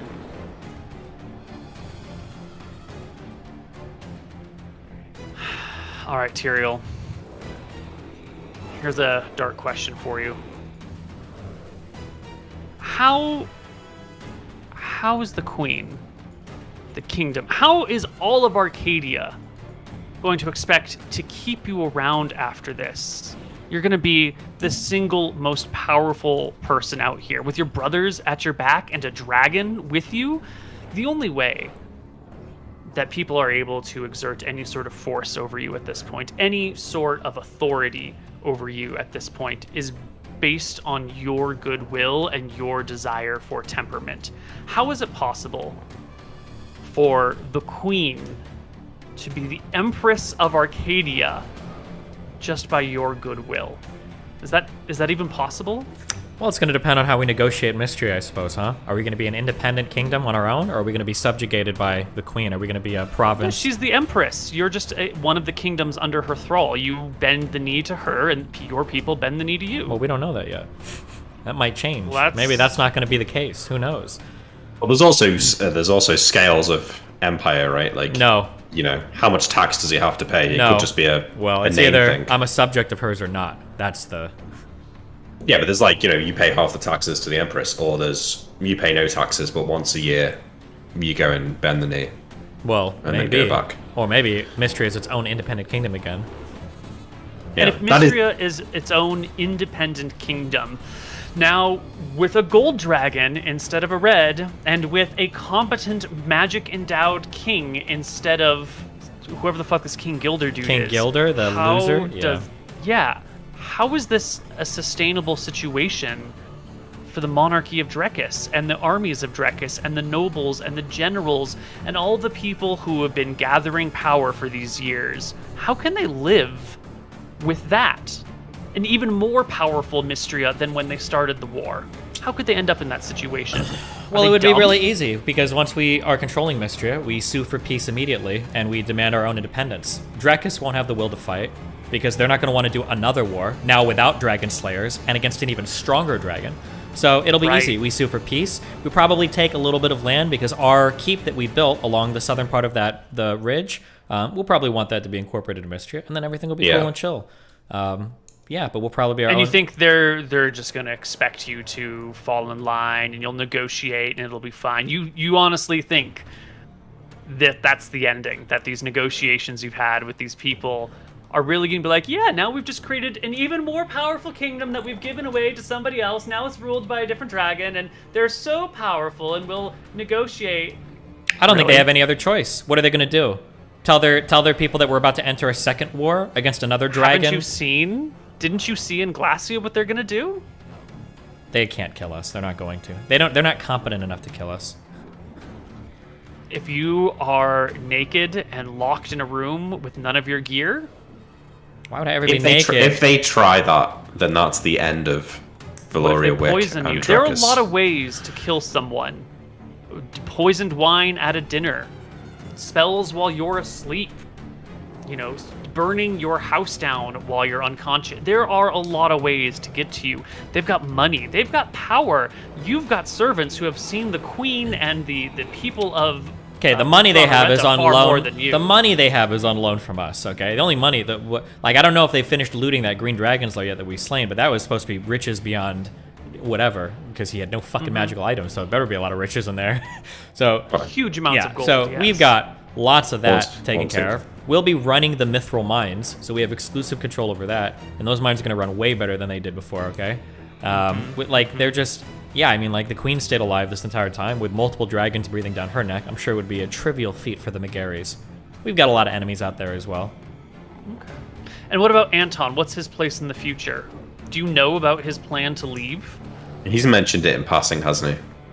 I don't Never think he in ever detail. has. Or maybe he's mentioned in the future he has to, because I think if he would have said explicitly, like, I'm leaving right after this to go to Solemn, I feel like... Yeah, I don't think he's not said that. I think he said that he might have religious duties in Solemn once it's all over. What's his role in your future? Well, if we're to avoid a civil war, then... You know, I think that if me and Tyrael are thinking like this, once we find Anton, it's going to be very hard to avoid that path of paranoia. Well, Tyrael doesn't care about Anton. Tyrael barely cares about Imric. Now Tyrael only cares about himself, okay? McGarry name doesn't matter. The kingdom is bullshit. One thing that Tyrael has observed is that Imric has become a powerful wizard in his own right. So serving as his archmage or some kind of important figure in his kingdom is important, but he doesn't know as much about Anton. Anton could have a purpose there or not, but he also sees Anton as a potential tool to disrupt the kingdom of Drekus as well. He's got a lot of weird shit going on down there. Maybe he could be useful, maybe not, but... And Imric, you're a good servant. You would serve Tyrael in his kingdom, right? You would do his bidding, guard his magic. Yeah, I think so. Yeah. I mean, for now, it's just like, you know, someone as powerful as Imric, it's dangerous to keep them at a loose end. If I was Tyrael, I'd want to make sure that he always had something to do and something to keep his mind focused because, you know, the devil makes work for idle thumbs. Right. Tyrell's smart enough to realize that. Yeah, I think so. And we are brothers. Yeah. It's not like we totally hate No, that's true. I think, you know, I mean, Imric's lost a lot of his goodwill recently, but I think he still holds a lot of goodwill for Tyrael and Anton. Yeah, and I think we've built a lot together here, especially killing the fireworm, jumping back into the room to take a few strikes at bordering on death, tossing his frostblade to Imric, trusting him to land the final blows as he runs from the room. Probably with no ability to get back. I don't know at all, maybe, without Imric there was a lot of trust there that Tyrael put in Imric, maybe for one of the first times. You know, I don't think that Tyrael's necessarily put everything on the line. Like, Imric, you have to do this and this has to work out or we're all screwed. Yeah. I think there's always kind of been a, you know, a secondary plan, or Tyrael's been the one in charge and I've just been helping. Okay. But that was so all me.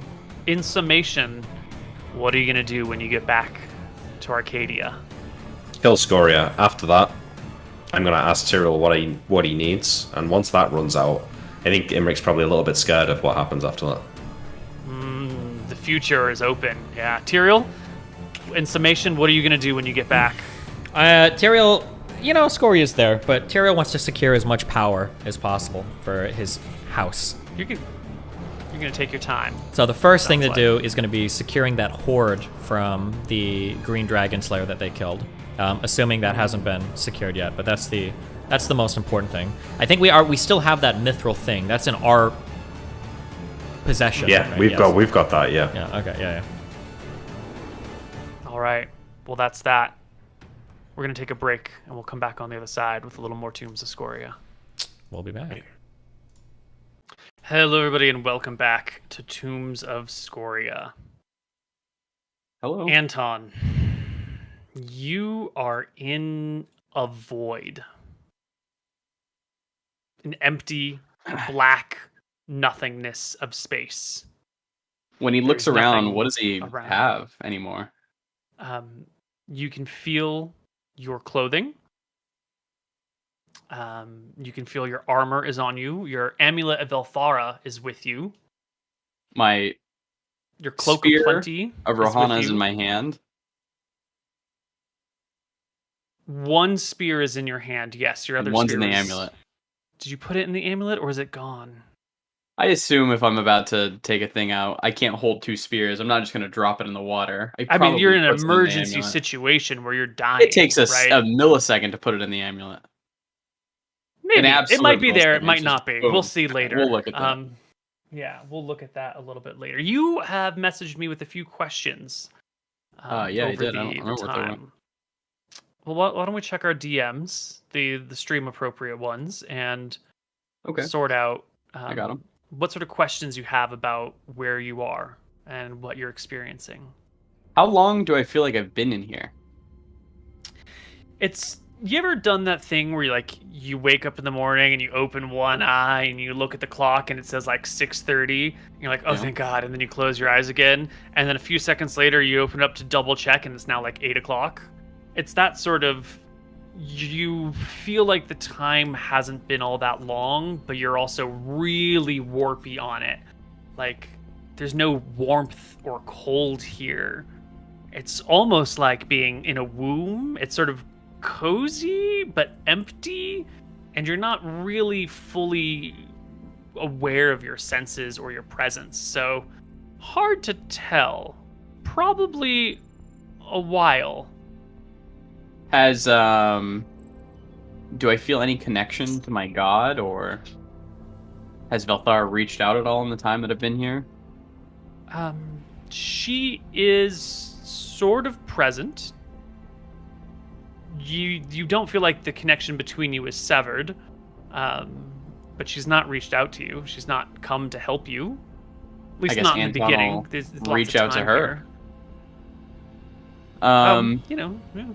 He'll drink from his. Well, hold on. He will first off, because I assume this is when he just gets here. He'll take his rings and he's gonna swap them around. He's gonna put on his ring of sustenance. That'll preserve you for a week at a time or something like that. Yeah, and he's gonna take off his ring of protection. Mm-hmm. So we'll move that on another hand. He's gonna be able to eat and drink through his cloak of plenty. So he'll put that on and he'll start eating, drinking, and sleeping, I guess, in his cloak of plenty. For the time being, until he reaches out.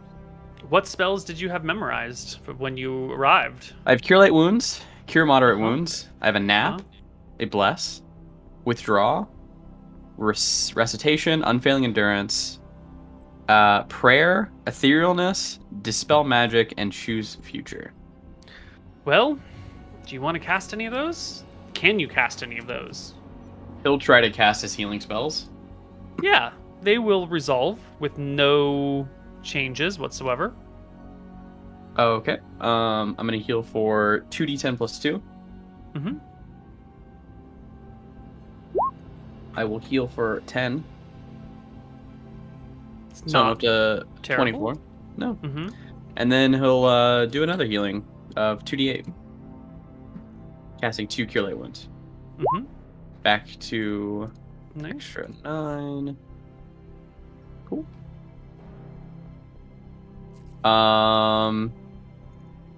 He'll try to nap himself. Yeah, you sleep for some amount of time. But when you come back from your nap, you honestly don't feel like you can connect to spells. Yeah, you can pray, and it's like you're far away and your voice is echoing, and like she can kind of hear you, but it's too distant for her to hear your prayers proper and imbue you with the spells you want. He will pray and ask Velthara if she's forsaken him. It's that same sort of distance, like you're shouting down a pipe, and you get the impression she probably can't even hear you properly. I don't think he gets that impression. I think he feels more abandoned. She's a god. If she wanted to, she could move heaven and earth to save him. She's currently choosing not to, is his kind of assumption. But didn't all the gods give up on resurrection? It wouldn't really be resurrection now, would it? He's not dead. If your soul is on the plane of spirits, it's not really, and they bring it back to Earth, like, how is this not resurrection?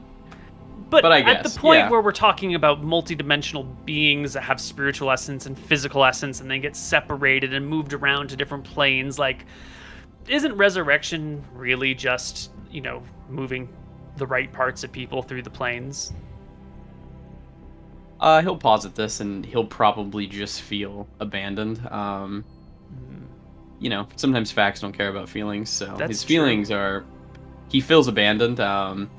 He hopes that maybe she's helping his family come and get him. And I think that he just stews for a time. He thinks about what he'd like to go back and do. He thinks about the memories of his brothers and what brought him happiness. The big thing that he wants... Oh, yeah, go ahead. I've got some pointed questions on this. 1 in 10 people, roughly, is the general knowledge, in theory, could become magically endowed. Some of those could be clerics, some of those could be wizards. You were gifted enough to possibly become a cleric, and you chose to follow Velthara. Why? Why did Anton, and when did Anton choose to become a cleric of Velthara, of all the gods? I believe Anton started praying from like an early age to Velthara for vengeance upon his dad. After Why? what I believe that his dad burned him is the canon lore. So yeah, that's when he started praying and whatnot. So you And came then to he her. went to Then he went to cleric school, stuck with her, and he's been there since. I see. How has she helped you become? How has she helped you in your life? She's definitely given him unfathomable powers. Being able to get +6 to hit is huge. Spells to heal his friends, heal himself, heal his brothers. Awesome, amazing. She's given him guidance in many ways.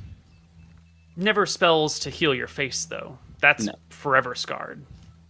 I believe that is not in her spell list to give him. Yeah. How has she supported you outside of granting you direct power? Have you ever felt supported by your deity? I think so. She's given him like a higher purpose, rather than being Tyrael or Imric, who are kind of just doing it for the kingdom. He feels like he's doing it for others, for the world. I feel like he has felt a good amount of support from his deity. Yeah. Okay. Aside from your face being pushed into the fire, what have been some of the formative moments between you and Velthara over the years? One of the big ones was when she teleported him specifically to her, and he, I believe, got to see her celestial form. I think that was this. This was when Imric and they were all teleporting back from, I think, killing a dragon, and during that, she grabbed him and pulled him there. She plucked you out mid teleport to have a chat. Moment. Yeah, which he'll think about that, and that'll further reinforce that she could get him if she wanted. She was able to get him through that teleport. Why can't she do it right now? He's calling out for her help. Obviously, his brothers need him. His kingdom needs him. She had plans for him, but what happened? Yeah. What has Velthara asked of you? Has she ever asked anything from you? Yeah, she asked for pretty much everything. What did she ask, though? Really? Anton's favorite, his most valuable thing in his world right now is his brothers. So much so that he's even had thoughts of swapping to be with Sayor, I think. Who's the What's the god of Reluna? crafting? What's the god of home and the Passion is family? Reluna. Home in the family is Madrigal. No. No, that's Hope. Um, Hearth, home, family. Nerul. Nerul. Yeah, he's had thoughts of swapping to Nerul, but he's so far down the rabbit hole that it kind of went away for a bit. But she's asked everything of him. She asked him to move to Solemn, throw down his titles, never see his family again, and go and live there. That's one ask, but what did you get in exchange for that? That was a big power trade, if I recall. I remember getting... What did I get for the charisma that I gave up? I don't remember. I mean, I got spells. I got the power to track Scoria. But that was more through the amulet. I think I got that before anything. Oh, I got the Ion Stone location for that, I think. For the charisma? Yeah. Yeah. Okay. So she's asked a few things of you. She's asked for some of your charisma, and she's asked you That was to... given. Okay. But so she asked you to be her cleric in a different land once you're done, once all the vengeance has been had here in Arcadia? It sounded like that, but it was I guess Anton took it more of, you are never going to ever see your family again. You are never going to venture back to Arcadia. You are going to Solemn, and you're going to be there. Mm-hmm. That's how he took it. Yeah. Has Velthara ever betrayed you? He feels betrayed currently. Right now? But before that, I don't think so, no. Well, she wouldn't let him use his spells on creating crops, but that's not really a betrayal. That was just more of a thing. But yeah, no, I don't think he's ever felt betrayed before, no. Okay. He's just felt trapped, I would say. Tell me more about that. He feels trapped in his current situation, and he can't get out because she's the goddess of vengeance, and if he says, hey, I want to stick with my family and stay with them, I don't think that's going to fly too well. Yeah, I mean, you made lifelong oaths to get here. You Yeah. can't really renege on those, can you? No. Yeah. Are you who you are today because of Velthara, or are you your own person and she is just like, helped out a little? I think he's who he is because of the path he's walking. I think that she's definitely shaped him in a way. Mm-hmm. Okay. What would you say the greatest thing you've ever done for Velthara has been? What is your best moment as a servant of the goddess of vengeance?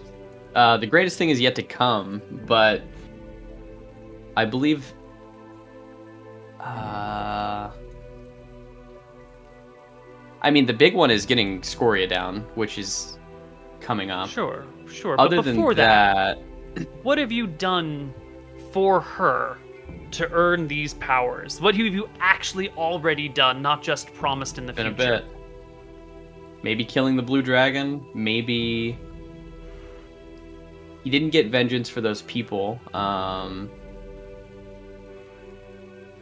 It's been 80 episodes, Koibu. It's been a long time. I know. He hasn't It's been done a lot. Oh, he killed his dad. I guess that was vengeance more for him than her. Yeah. He hasn't done a ton for Velthara, if I recall. He did save the gnomes. He gave the gnomes vengeance. That's true. Halflings. The gnomes and the halflings and their local vengeances But are these the were greatest. all like... These were all just on the way. So it wasn't him going out of his way to do great vengeance. I guess the thing that he's done for her is probably set up the cult within Wicthron Barenthra and all of like the clerics that he's put in these strategic places to further the Velthara name. Yeah, that's probably the big one. That's true. You've created priests and clerics to spread her influence throughout the land. Yep. Made the land much more vengeful. Good. Do you think Velthara needs you? I would say that no deity needs any single cleric. So I would say no. Does she own you? No, she does not own Anton. But can you say no to her if she makes a request? He can. I don't Really? think that she would... I don't think that she would just smite him down instantly if he ever said no. I think she would find it more fun to rise up another cleric to go and deal with Anton, or send another cleric, or even her paladin, if she has one, to go and deal with Anton. Yeah, the gods don't really so much smite people out of the clear blue sky. They usually work through their servants, or maybe can manipulate weather events, or do things in the background. It's been since the gods walked the earth that they have very directly smitten people with their own hand. It's been a long time. So you think that you can He would say lose no to her? Yeah, he would lose all of his spells, guaranteed. He would probably lose the amulet. He might even lose his new weapon, his new spear. But push comes to shove, I do believe that Anton can say no. Yeah. I see. It would be for great loss, though. This amulet, this artifact of Velthara, this, it is her divine piece of equipment in this world. You wear it around your neck. Does that give her a way to affect you more directly? I mean, it's through this amulet that you channel that +6 to hit and all of these other powers. I Does think that give Anton. her a way to like circumvent the lack of ability to smite and just snuff your existence out if you're wearing it? I don't think Anton knows the question to that.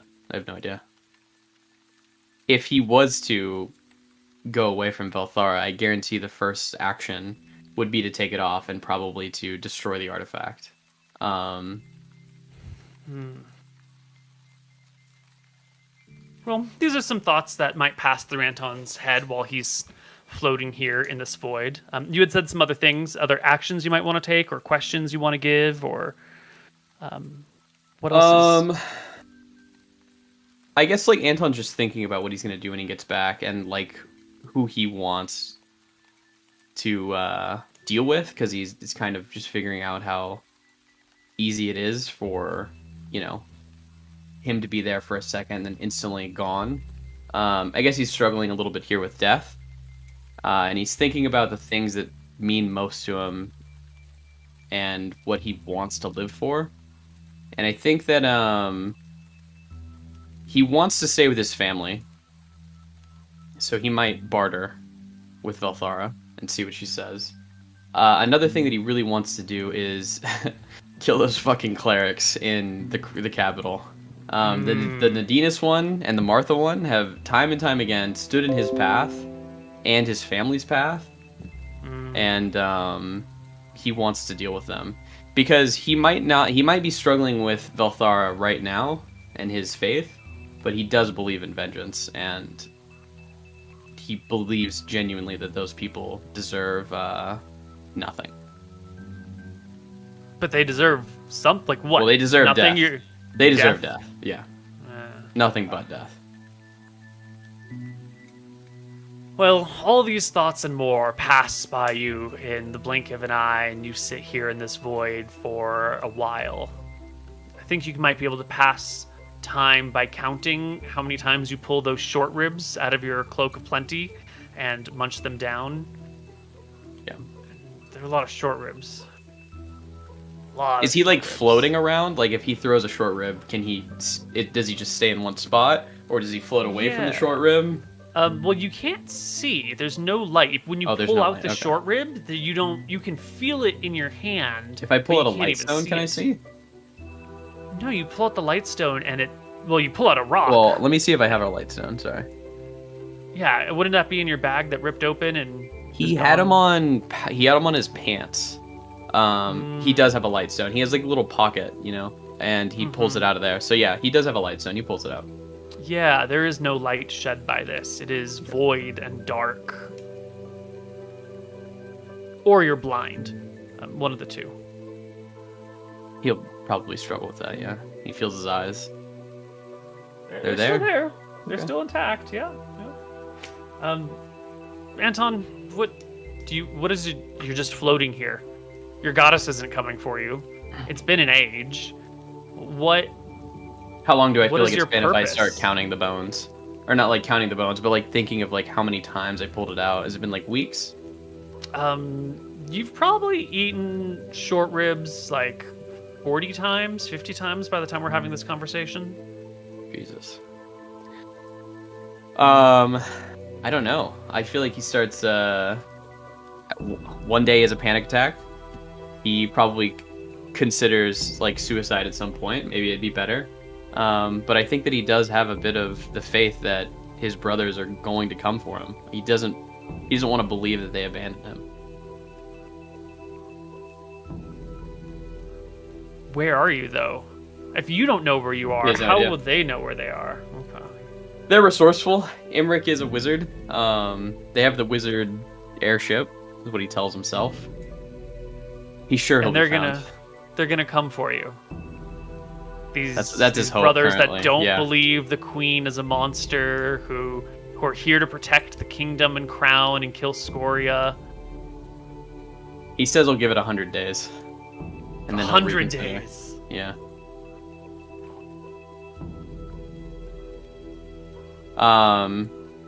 He reaches out to Velthara and just asks for a sign, any sign, that she still cares about him or that his brothers are coming.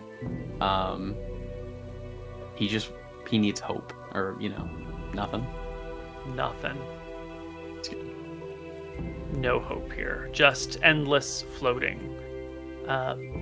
Let's just get a couple of other Anton reflection moments since the other players got theirs. What would you say Anton's fond memories of his early days were like? Does he have any, actually? His fond memories, weirdly enough, are probably playing with a rat. That's like right. playing with either rats or, some small animals. Imrik's fond memory of Anton was him protecting him from bullying. Tyrael's was playing around with Anton and letting him forget about the mask, but Anton's was being alone with his little rat. Well, you're alone here. He thinks back to Temmie's, how he abandoned him. Oh. Eventually, he just became of not use, and Anton had to give it up. He was being called the weird rat boy. The rat wasn't being useful anymore, so he let him go. How is that any different than Velthara leaving you here because you weren't useful anymore and you got sucked into a void and, lost to the abyss somewhere? Aren't you just the Temmies of Velthara? He struggles with that, yeah. He thinks that he was wrong for how he treated Temmies, and obviously in this situation, he assumes, Velthara is currently actively not helping him. Yeah. What about your purpose over these last few years defending Drekis? What has been your driving purpose through this time? The core thing that has pushed you forward? To kill Scoria, to get vengeance for all the people, but also to help Tyrael in any way that he needed. So he was originally pushing for Tyrael to be king because he thought Tyrael to be the greatest ruler. And I think that he eventually came off that when Tyrael didn't want to be king of Drekis or of anything, really. Now Tyrael's interested in being king of Mystria, so Anton's happy, but he's also sad because he's not going to be there to see it. He has a place to be, and it's not. I noticed when you talked about getting vengeance for Scoria, it was sort of like for all the people. Which people? We never really talk about that. Which people has Scoria wronged? Anton's talked to multiple people now in the city streets. He spent hours out there, if not a whole entire day, talking to each individual person who came and told him how Scoria negatively impacted their life, how they killed one of their sons, Yeah, but that was well after the fact. When you first started on this mission to kill Scoria, you didn't have those conversations, and Scoria was just ruling over Mystria. Who really did Scoria wrong that put you on this quest? Wasn't it something with Velthara, Scoria was making it too stagnant, or I don't 100% remember. Yeah, no, it does feel distant and vague at this point, doesn't it?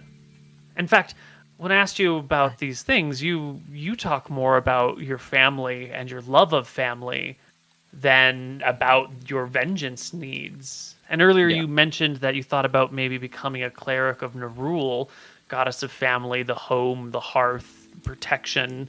He had considered that, but he pretty much banished it away from his mind when he realized that the best way he can protect his family is by probably following what Velthara wants and just getting him out of there.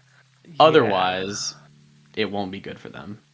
Yeah, she would probably seek vengeance on you through your family because she knows you love them so much. Yeah. That's probably her path of vengeance if you betray her. But he's having another thought of, he'll see how this works out, but anytime they've ever attempted something, all three of them, as long as they stuck together, they could get through it. So maybe he'll talk to Tyrael and Imrik and see what they say about his future mission. They should be able to get through that, That's what he thinks. He believes they're coming for him as well. Do you have regrets about choosing Velthara as your goddess instead of Nerul? You had mentioned her as someone that you might want to go to, and you always talk about your family and how important they are. Do you think you picked the wrong deity all those years ago? I don't think Anton realized how important family was until he went on this quest, when he was already a vengeance cleric. In hindsight, he could feel like he's picked the wrong deity, yeah. But at the time, there was no way to know. Yeah.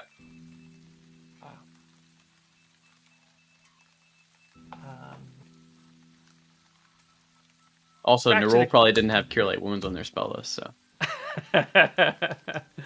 Back to that's the real reason that you picked Velthara, right?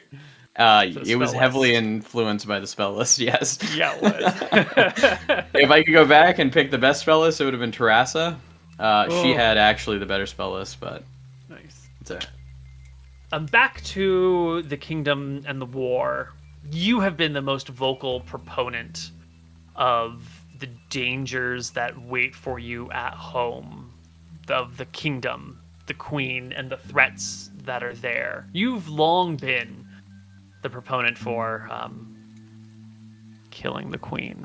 Mm-hmm. How do you feel like those? I don't think Anton was ever the proponent of killing the queen. I think Anton was more the proponent of not getting fucked over by the crown. He was afraid that the crown would seek vengeance on them for something they haven't even considered or done. I think that was his biggest fear, is that the crown is going to realize they're not useful after Scoria, or that they're too powerful after Scoria, and then kill the brothers. That was his greatest fear, yeah. Anton will posit it. He'll think about it, what happens if he does go away from Velthara? He thinks about when is the best time to do it? Should I do it after Scoria? Can she read my mind? Can she tell my true intentions? And I think all of this is mostly wishful thinking. He's yeah, I'm gonna get out of here. And then I'm gonna figure it out. I'm gonna talk to Emmerich. I'm gonna talk to Tyrael, and us three together, we can figure it out. The more powerful of a cleric you are, both via your wisdom stat and via your actual class level, the stronger your connection to your deity. A low-level cleric, first-level cleric with 9 wisdom, the worst cleric you can possibly build, has a pretty weak connection to their god. It's just strong enough to get one first-level spell that has a chance of failure attached to it. But you are the most powerful cleric in this land. And what is your wisdom? 18 from Circlet of Wisdom. He was originally, I think, a 14 wisdom cleric. So you've got a pretty strong connection to your deity, don't you? It is. I mean, you are channeling spells that only clerics have wet dreams about. What is your? You can cast 6th level spells, is it? Almost 7th level, but yeah, currently cast 6th level. I can cast 7th level with Uplift. That's pretty amazing. That's a pretty cool. powerful cleric that you are. You think that she can maybe... I mean, that's a bi-directional connection, right? Because you ask for spells and she gives them to you, and that means it's got to flow both ways on some level. Probably, yeah. I think Anton is having a big crisis of faith, and he's going to have to see how this interacts with his spellcasting ability afterwards. It is very telling to him. He feels like that Velthara wouldn't... He just thinks it's such an easy thing to do. She snaps her fingers, and he just appears back on Drekus. She's a goddess, right? There's nothing... Yeah, his feeble mind is saying, this is the easiest thing that she could possibly do. He's seen her do it before. Why isn't she doing it now? So he's pissed off. He is thinking about Nerul and how, he loves his family and wants to be with them. So, yeah. He thinks that he made the wrong choice, yeah. No, wrong. Which wrong choice? He believes that in retrospect, if he could go back, he realizes now how important family is, and that he made the wrong deity choice. but he probably only realized that because of his quest for vengeance against Scoria. Got it. At least you got vengeance on your father, right? That was pretty sweet, yeah. That was pretty good. She did help you out there. She did. Back to family and kingdom and whatnot. Did Anton ever feel like a tool of the kingdom, like a blunt instrument? I don't think so. Anton never really concerned himself too much with the kingdom. I think his plans were bigger.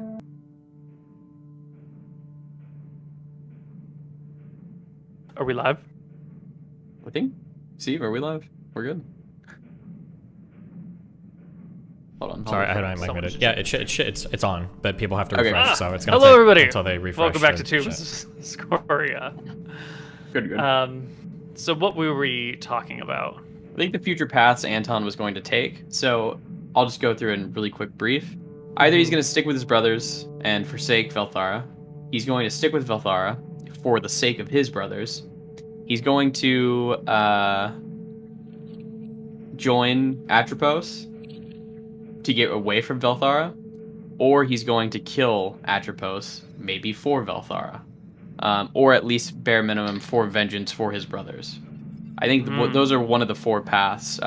There is maybe a chance that he talks to Nerul, says like everything he's done has been for his family, has been for his home. He does feel somewhat sorry about killing his dad. Maybe that'll be like his big turning point, but he's not sure yet. He doesn't know about Atropos either, so that's not really it. Now, Nerul is one of those gods that we haven't really talked about very much or really explored all that much. We know that their domain is family, home, hearth.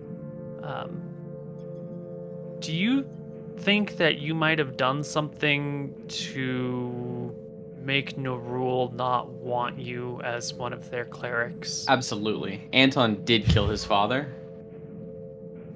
However, second chances are, something that the gods might reflect on, and maybe because he realized he killed his father and he realized how important family actually is, and that could be his biggest regret in the future. Maybe that's why he could be a Nerul cleric. He's someone who has gone through it and has done everything for his family and is forsaking arguably one of the most powerful deities for his family. That's kind of where his thinking is right now. This does hinge on the fact that Velthara doesn't change his mind, doesn't reach out to him here, or doesn't change his mind back on there, but as he's floating through this abyss, this is where his thought is like going. Right. Well, you don't ever get a sign from her. Ever. There's He no waits. sign. Do you have any other spells that you could cast, or that you would have interest in casting? You've eaten a bunch of short ribs, but you haven't gained any HP. Interesting. Okay. Even with my Cloak of Plenty, giving me Even a with- full night's rest. Okay. Yeah. I don't think he's gonna cast Etherealness inside of this weird fucking plane, so that he's gonna stay away from that. He'll cast Prayer and pray to Velthara. This gives you the benefit of a bless, I think, and some other things, or... Yeah, some pluses, but I assume we're not needing that. Yeah. He'll cast Unfailing Yeah. Endurance just to feel better. Yeah?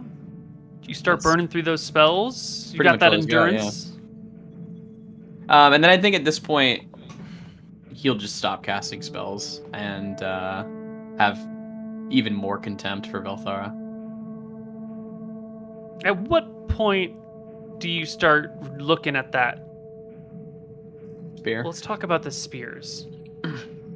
Because you've noticed, you eat your short ribs, you let go of the bones, and then you can't ever find the bones again. They're gone. So how possible is it for you to maintain a physical grip on your spear for 55 meals? 60 meals? How possible is it for him to attain a grip? Yeah, like when grip? when you fall asleep, wouldn't Yeah. you at some point let go of the spear?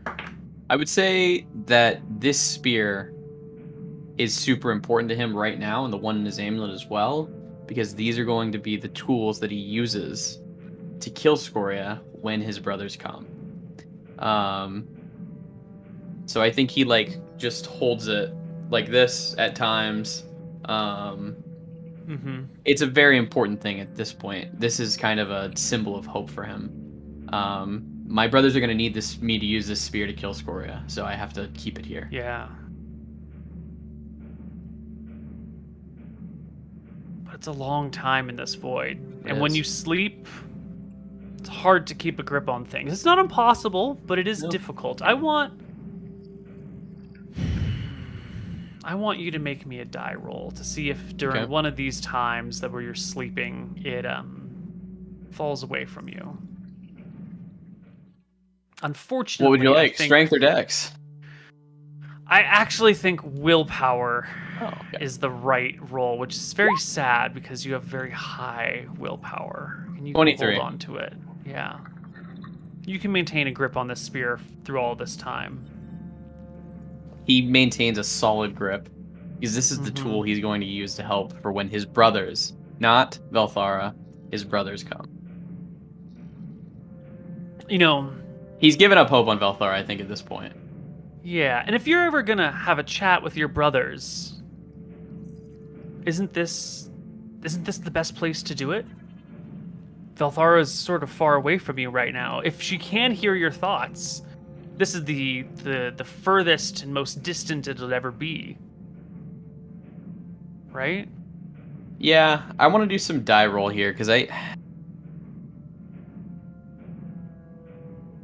think that he's thinking about like tossing the amulet at this point, but he's not like super sure. I don't know. I'll roll a D100, and if I get 15 or below, he'll toss it. And he keeps it for now. That was a very casual 15% chance of throwing your amulet into the sea. I think it's fair. Well, if time goes on further, he'll probably make another one. It just depends on how long he's here. Yeah. Well, it's hard to judge these things. Yeah. Is there anything else that is worth noting that goes through Anton's mind out here? Just the longer he spends, the more contempt and the more sure that he's going to turn away Velthara. So that is just kind of be going for what it is. And the more that he's sure that his family and his brothers are going to come, yeah, I think that's kind of what goes through it currently. He might even like pray to not Nerul, not for him to save him, but for him to guide his brothers on their journey to him. He'll toss one of those out. Yeah, he doesn't expect an answer back, but no answers. And it's just you and your blank void for an endless sea of time through 80 meals of bones, short ribs. Anton probably at this point sometime does have like a come to Jesus moment where his father like probably didn't deserve to die by his hand, and there could have been amends. He even remembers, I think, the time that his dad like told him like, "Good job for being Dragon Slayers. Like, I'm proud of you." So I think at this point that he's was like right before you moments. killed him too, wasn't it? Yeah. So he's feeling genuine regret, I would say, floating through this void. Well, you are floating through this void until one day you're not. One day something bumps into you and you hear the voices of your brothers, who would please turn on their cameras now and join us for the game. Wow, hello. The two of you have finished your journey through the rift, reflecting on the past, estimating for the future, getting your jimmies a little riled. And you emerge on the other side in an empty nothingness, sort of tumbling head and over heels, bounding through nothing. I'm sure you speak up as you bump into something. Yeah. Well, I mean, I think as soon as we get through the rift, I probably cast that spell. Like this should be the place. This should be where he is. And that is what you would his hear. Brother. Mm-hmm. Anton will probably just start like crying. like weeping or sobbing. Tyrael, Is I that hear you? that. That's him. Can we see him or not? I It's- think I just fumble No, around it- with my hands in the Endless direction black void. until I finally get a hand on him and embrace him. After we come into this dimension, I'm sure I'd probably pull the imp out of the backpack, right? Oh yeah. Imprick. Imp, I right. see nothing. Anton will just like hug you and just be like a babbling mess, like just nonstop, like crying, and he might mutter something about Nerul, like guided you, like praise I him. can't believe it. I can't believe it. The elves were right. You're still alive. This is a miracle. How Tyrael, long I have I didn't been think. here, Emmerich? Oh god, that's a whole other problem. I don't know. It's only Where's been a few Tyrael? weeks, I think. He's here. He's here somewhere. I'm here. Hello. place is Anton. strange. Anton will feel around, just sobbing. Imric, you notice you're no longer a Pegasus. You are just a human again. Oh yeah, yeah. Hey. Anton, you've got no idea. The places we've been, the things we've had to do to get here, and now that I hold you, I can tell it was all worth it. Come, you must be sick of this place. We can go home. Did you kill Scoria? Without you, of course not. He, Even if I'd have wanted to, I don't think we could have done it. We had no choice. Anton will say, I knew you guys were gonna come. It was the only thing that kept me going. I have the spear. I'm ready for Scoria. Yeah, I'm ready well, to be of use, Tyrael. He says, crying. Of course, you were useful. You landed the final blow on that dragon before you disappeared into this dimension. We could have never defeated Scoria without you. I couldn't breathe, and I didn't have the water breathing spell. After that, I think Mummy cast it on me. you made the right choice. You're alive still. But I do feel 1 level stronger. I do as Feel well, that. actually. Worry not, brothers. Worry We all do. not. Maybe 2 levels stronger, actually. I just need to go home and recollect about the things I've experienced, then I feel like I'll be able to grasp it. Anton will say, wait, before we go, Emmerich, I do have something that I need to say. Speak, He'll brother. feel around for a bag of holding. Is there a bag of holding anywhere? I've got a little pouch just above my crotch if you'd like to feel in that direction. He thinks about putting the Velthara amulet in there. Has he ever done that before, Koibu? Taking it off? He's taken it off, absolutely. He took it off. He to wouldn't put where it in there, the though, because it 18 has extra That's dimensional what I was space. about to yeah, that's what I was about to ask, yeah. Not again! Yeah, no. Has he ever put it in a bag of holding? Has it been fine or no? You've never put it in a bag of holding. He's been in a bag of holding wearing it, though. I have been in a bag of holding wearing it, so is it... Let's just... Brother, before Let's we all do all risk this, it. let's go home. And we'll figure this is out once we only- get back. Anton will say, no, this is the only way we can speak without her hearing. And he's going to go on to quickly, like, explain pretty much what you've heard me babbling about, what he's gone through, what he feels like, what Velthara asked of him afterwards. Pretty much everything except the Atropo stuff, because he doesn't know about it. He's going to explain his feelings and ask, you know, what do I do? Anton, I think maybe you're too quick to dismiss how she's helped you. The path to this place led through one of Velthara's protoplanes. A rift opened up in the plane of air. I don't know the specifics, but perhaps she's the reason why you're not dead. She's the reason why we were able to find you. It could be. That is interesting. I did pray to her many a time, but then I started praying to Nerul, and here you are. What she asked of me afterwards, I don't feel comfortable with. I don't know if I can. I don't want to abandon you. Look, I think right now we should be more worried about what we're going to find when we go home. The elves spoke at length about the risks of coming here, of time dilation. We don't know what's going to be waiting for us when we get back. Let's go home, let's assess the situation, and we can talk honestly about it then. I'm just glad that you're alive, Anton. If that's all that matters right now. I'm excited to go home and be with you guys. I don't know how my spellcasting ability is going to be affected, but we'll see. Let's not waste another moment in this dimension, and let's leave as soon as possible. We don't know how time passes here. And it'd be better to speak... Did you What?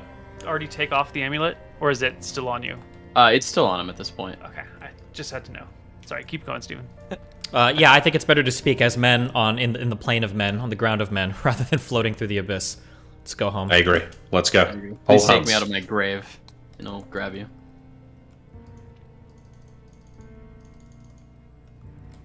And we... Activate the Away planar manipulator. we go. Our party will Plus rip imprick. themselves back through the voids, back through the different planes, all the way back to the prime material plane, all the way back to the island of Bravo, Oh. on that jungle land, so far away from home, but at least on the same plane of existence. Are we in her cave or no? No. Okay. You are... where are we on Bravo? Let's just roll a quick die here. You're in a random spot on Bravo. You are... right... 1, 2, 3... You are here. Atop... Oops. I gotta bring you... Oh, you are here. Atop these mountains. I guess trapped in the clouds. On a tall peak. The wind's blowing over you and around you, sort of gray, swirling mists everywhere. The stone underneath your feet is foreign to you, Anton. You can see trees around you that you've never seen before. Somewhere out in the mist, you can hear some sort of monster growling.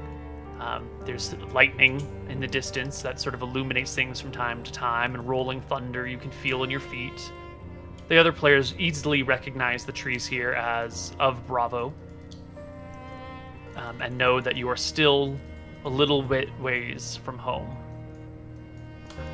Imric will look out across the valley instinctively towards the southeast corner of the island as he messes with the rings on his finger and puts on the ring of spell storing. And I was already wearing it. I say, well, I don't know where we are, but I think this is still Bravo. Shall we return home? What does the ring of spell storing do? Do you have a teleport on it? Yes. Where are you going to teleport? Back to Wixron Marenta. To your home? To your capital? Well, or we could go to Glorious the capital. or we could go to the keep.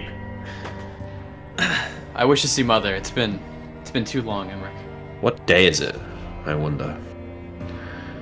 If I could rest, we could maybe do some. I'm worrying too much. It's probably Let's fine just right go through. back. Let's go back to the capital. Yeah. What is the chance of arriving in the right space? Whatever the rings is, right? Yeah. Well, it's teleport, so it's going to be very high because it's somewhere that I always teleport to. Excellent. So which place, sir? Are you going to Wicthron Renta, or are you going to your castle? I think we're going to the capital. Are you going to do your divination spell to see if it's going to work, or are you just I going don't to have go? it. I don't have it. Does Anton have a long beard? Does he feel aged or? No. Okay. No. We just teleport then, yeah? Well, Nick, give me a D100. Imric considers. Has there been enough time passed that the room may have moved around enough that we could be teleporting into certain death? I looked at how easy would it be to get down off this mountain and find a place to rest? Well, you tell me. You're Wait, hold on. Wait, why aren't we just Gary. teleporting right now? Because let's say a year's passed and all the furniture in the room has moved around. We could be teleporting into a bed or into a. We could be. The only way that teleporting our to certain teleport... death. No. The only way it would be fucked up is if our kingdom is destroyed. Why the fuck would people rearrange the No room? one would move it. Yeah. Yeah, they then know we that. literally have expressly set up for teleporting. That would be wild. I'll produce from my bag a potion of Claire... I have clairvoyance and clair audio. What was the other one called? Claire audience, that's a good point. Okay, if you want, you can drink one of these to check first to make sure nothing has changed. Good idea, Tyrell. Yeah, hand me the potion. Okay, I'll give him Give me the clairvoyance. one potion of clairvoyance. I have one left.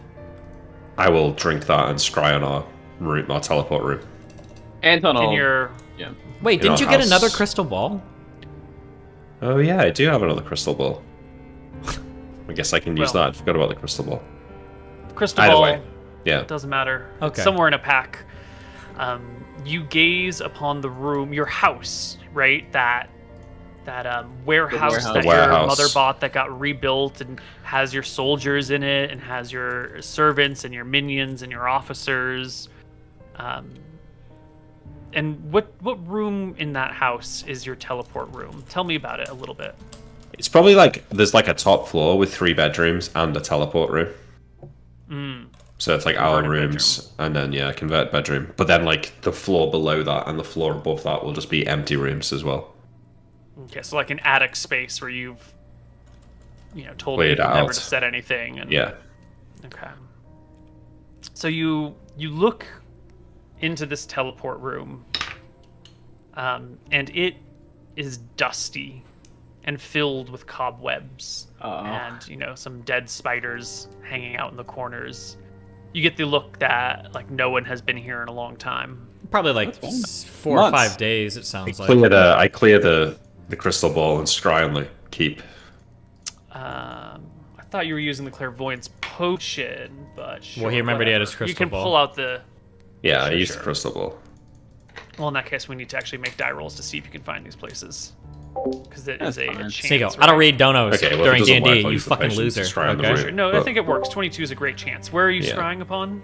Just above the keep. I just want to see the keep. I see like the town square and It fizzles and breaks the spell.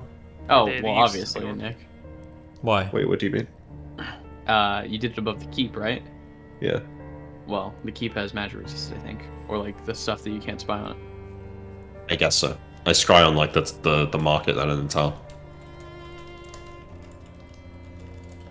Your crystal ball has been, I guess you want to call it, repelled and is non-functional for a period of time.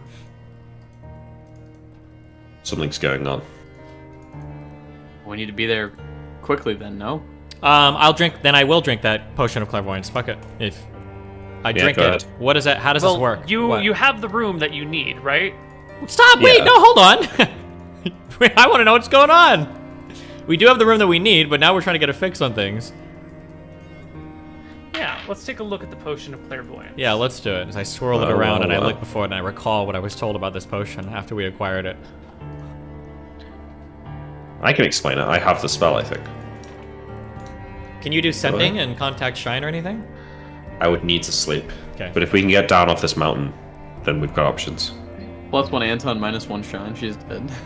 All right. It's exactly the same thing as the spell, except you can see it differs from the spell in that the unknown areas up to 30 yards distant can be seen, and its effects last for 10 minutes.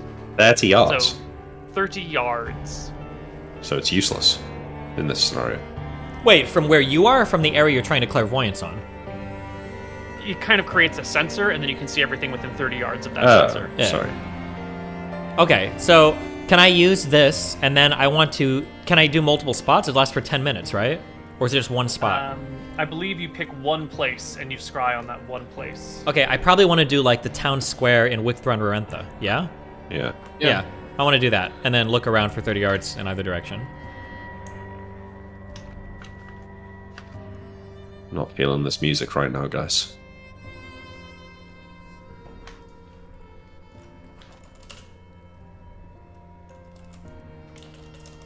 Clairvoyance is a 3rd level spell. Yes.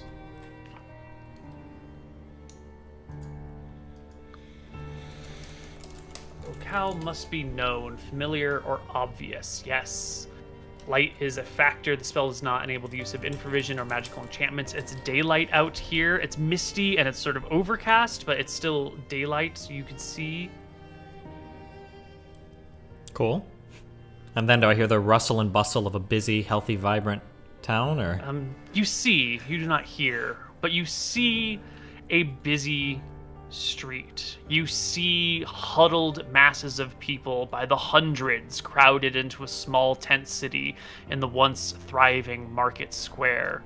You see, people shuffling by, carts going through the town, passing out food to the folks gathered here. Oh, they're under siege. Patrols of soldiers marching through along with the food and grain and bread, keeping the path clear, making sure that there's no thievery going on. You're Kissian? Yes. Dracissian flags, Dracissian armor, Dracissian weapons, and markings. Okay. Yeah, fuck it. Teleport back home? We go home, sneak into the keep, and work out what's happened, right? Sneak into the keep. Wait, no, I meant go back to Wickthrone Orentho. I'm sorry.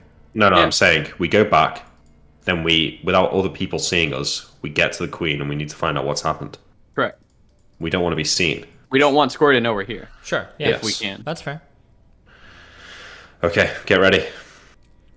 Roll us a D100. Don't fuck it up. Nick, for once in your life, I've this not seriously, fucked it up please. before. Okay, I'm focusing. I feel like you're gonna get it. Nick. Wait, I think that might be good. You don't want high, right? You don't want high or low. Nick, You know what I come know. on, Nick. Are you serious? And then we die, and that's the end. After all of this. It's fine. We get walked to a random plane because we teleport into a table.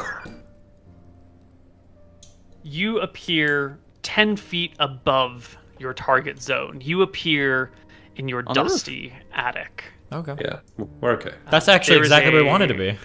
Yeah. A marking on the ground, a line that you traced here long ago and told all the servants never, ever, under any circumstances, put anything within this box I've drawn on the ground. And true to their word, they've never put anything here.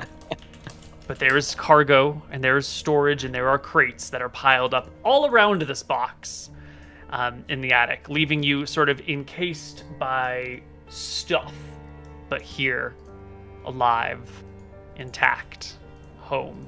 What is this imp with you, Emmerich? Hello! I think Uh, this yeah. is the perfect time to end our session for the next 3 weeks.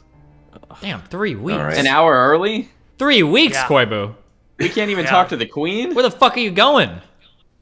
I'm going camping with some friends.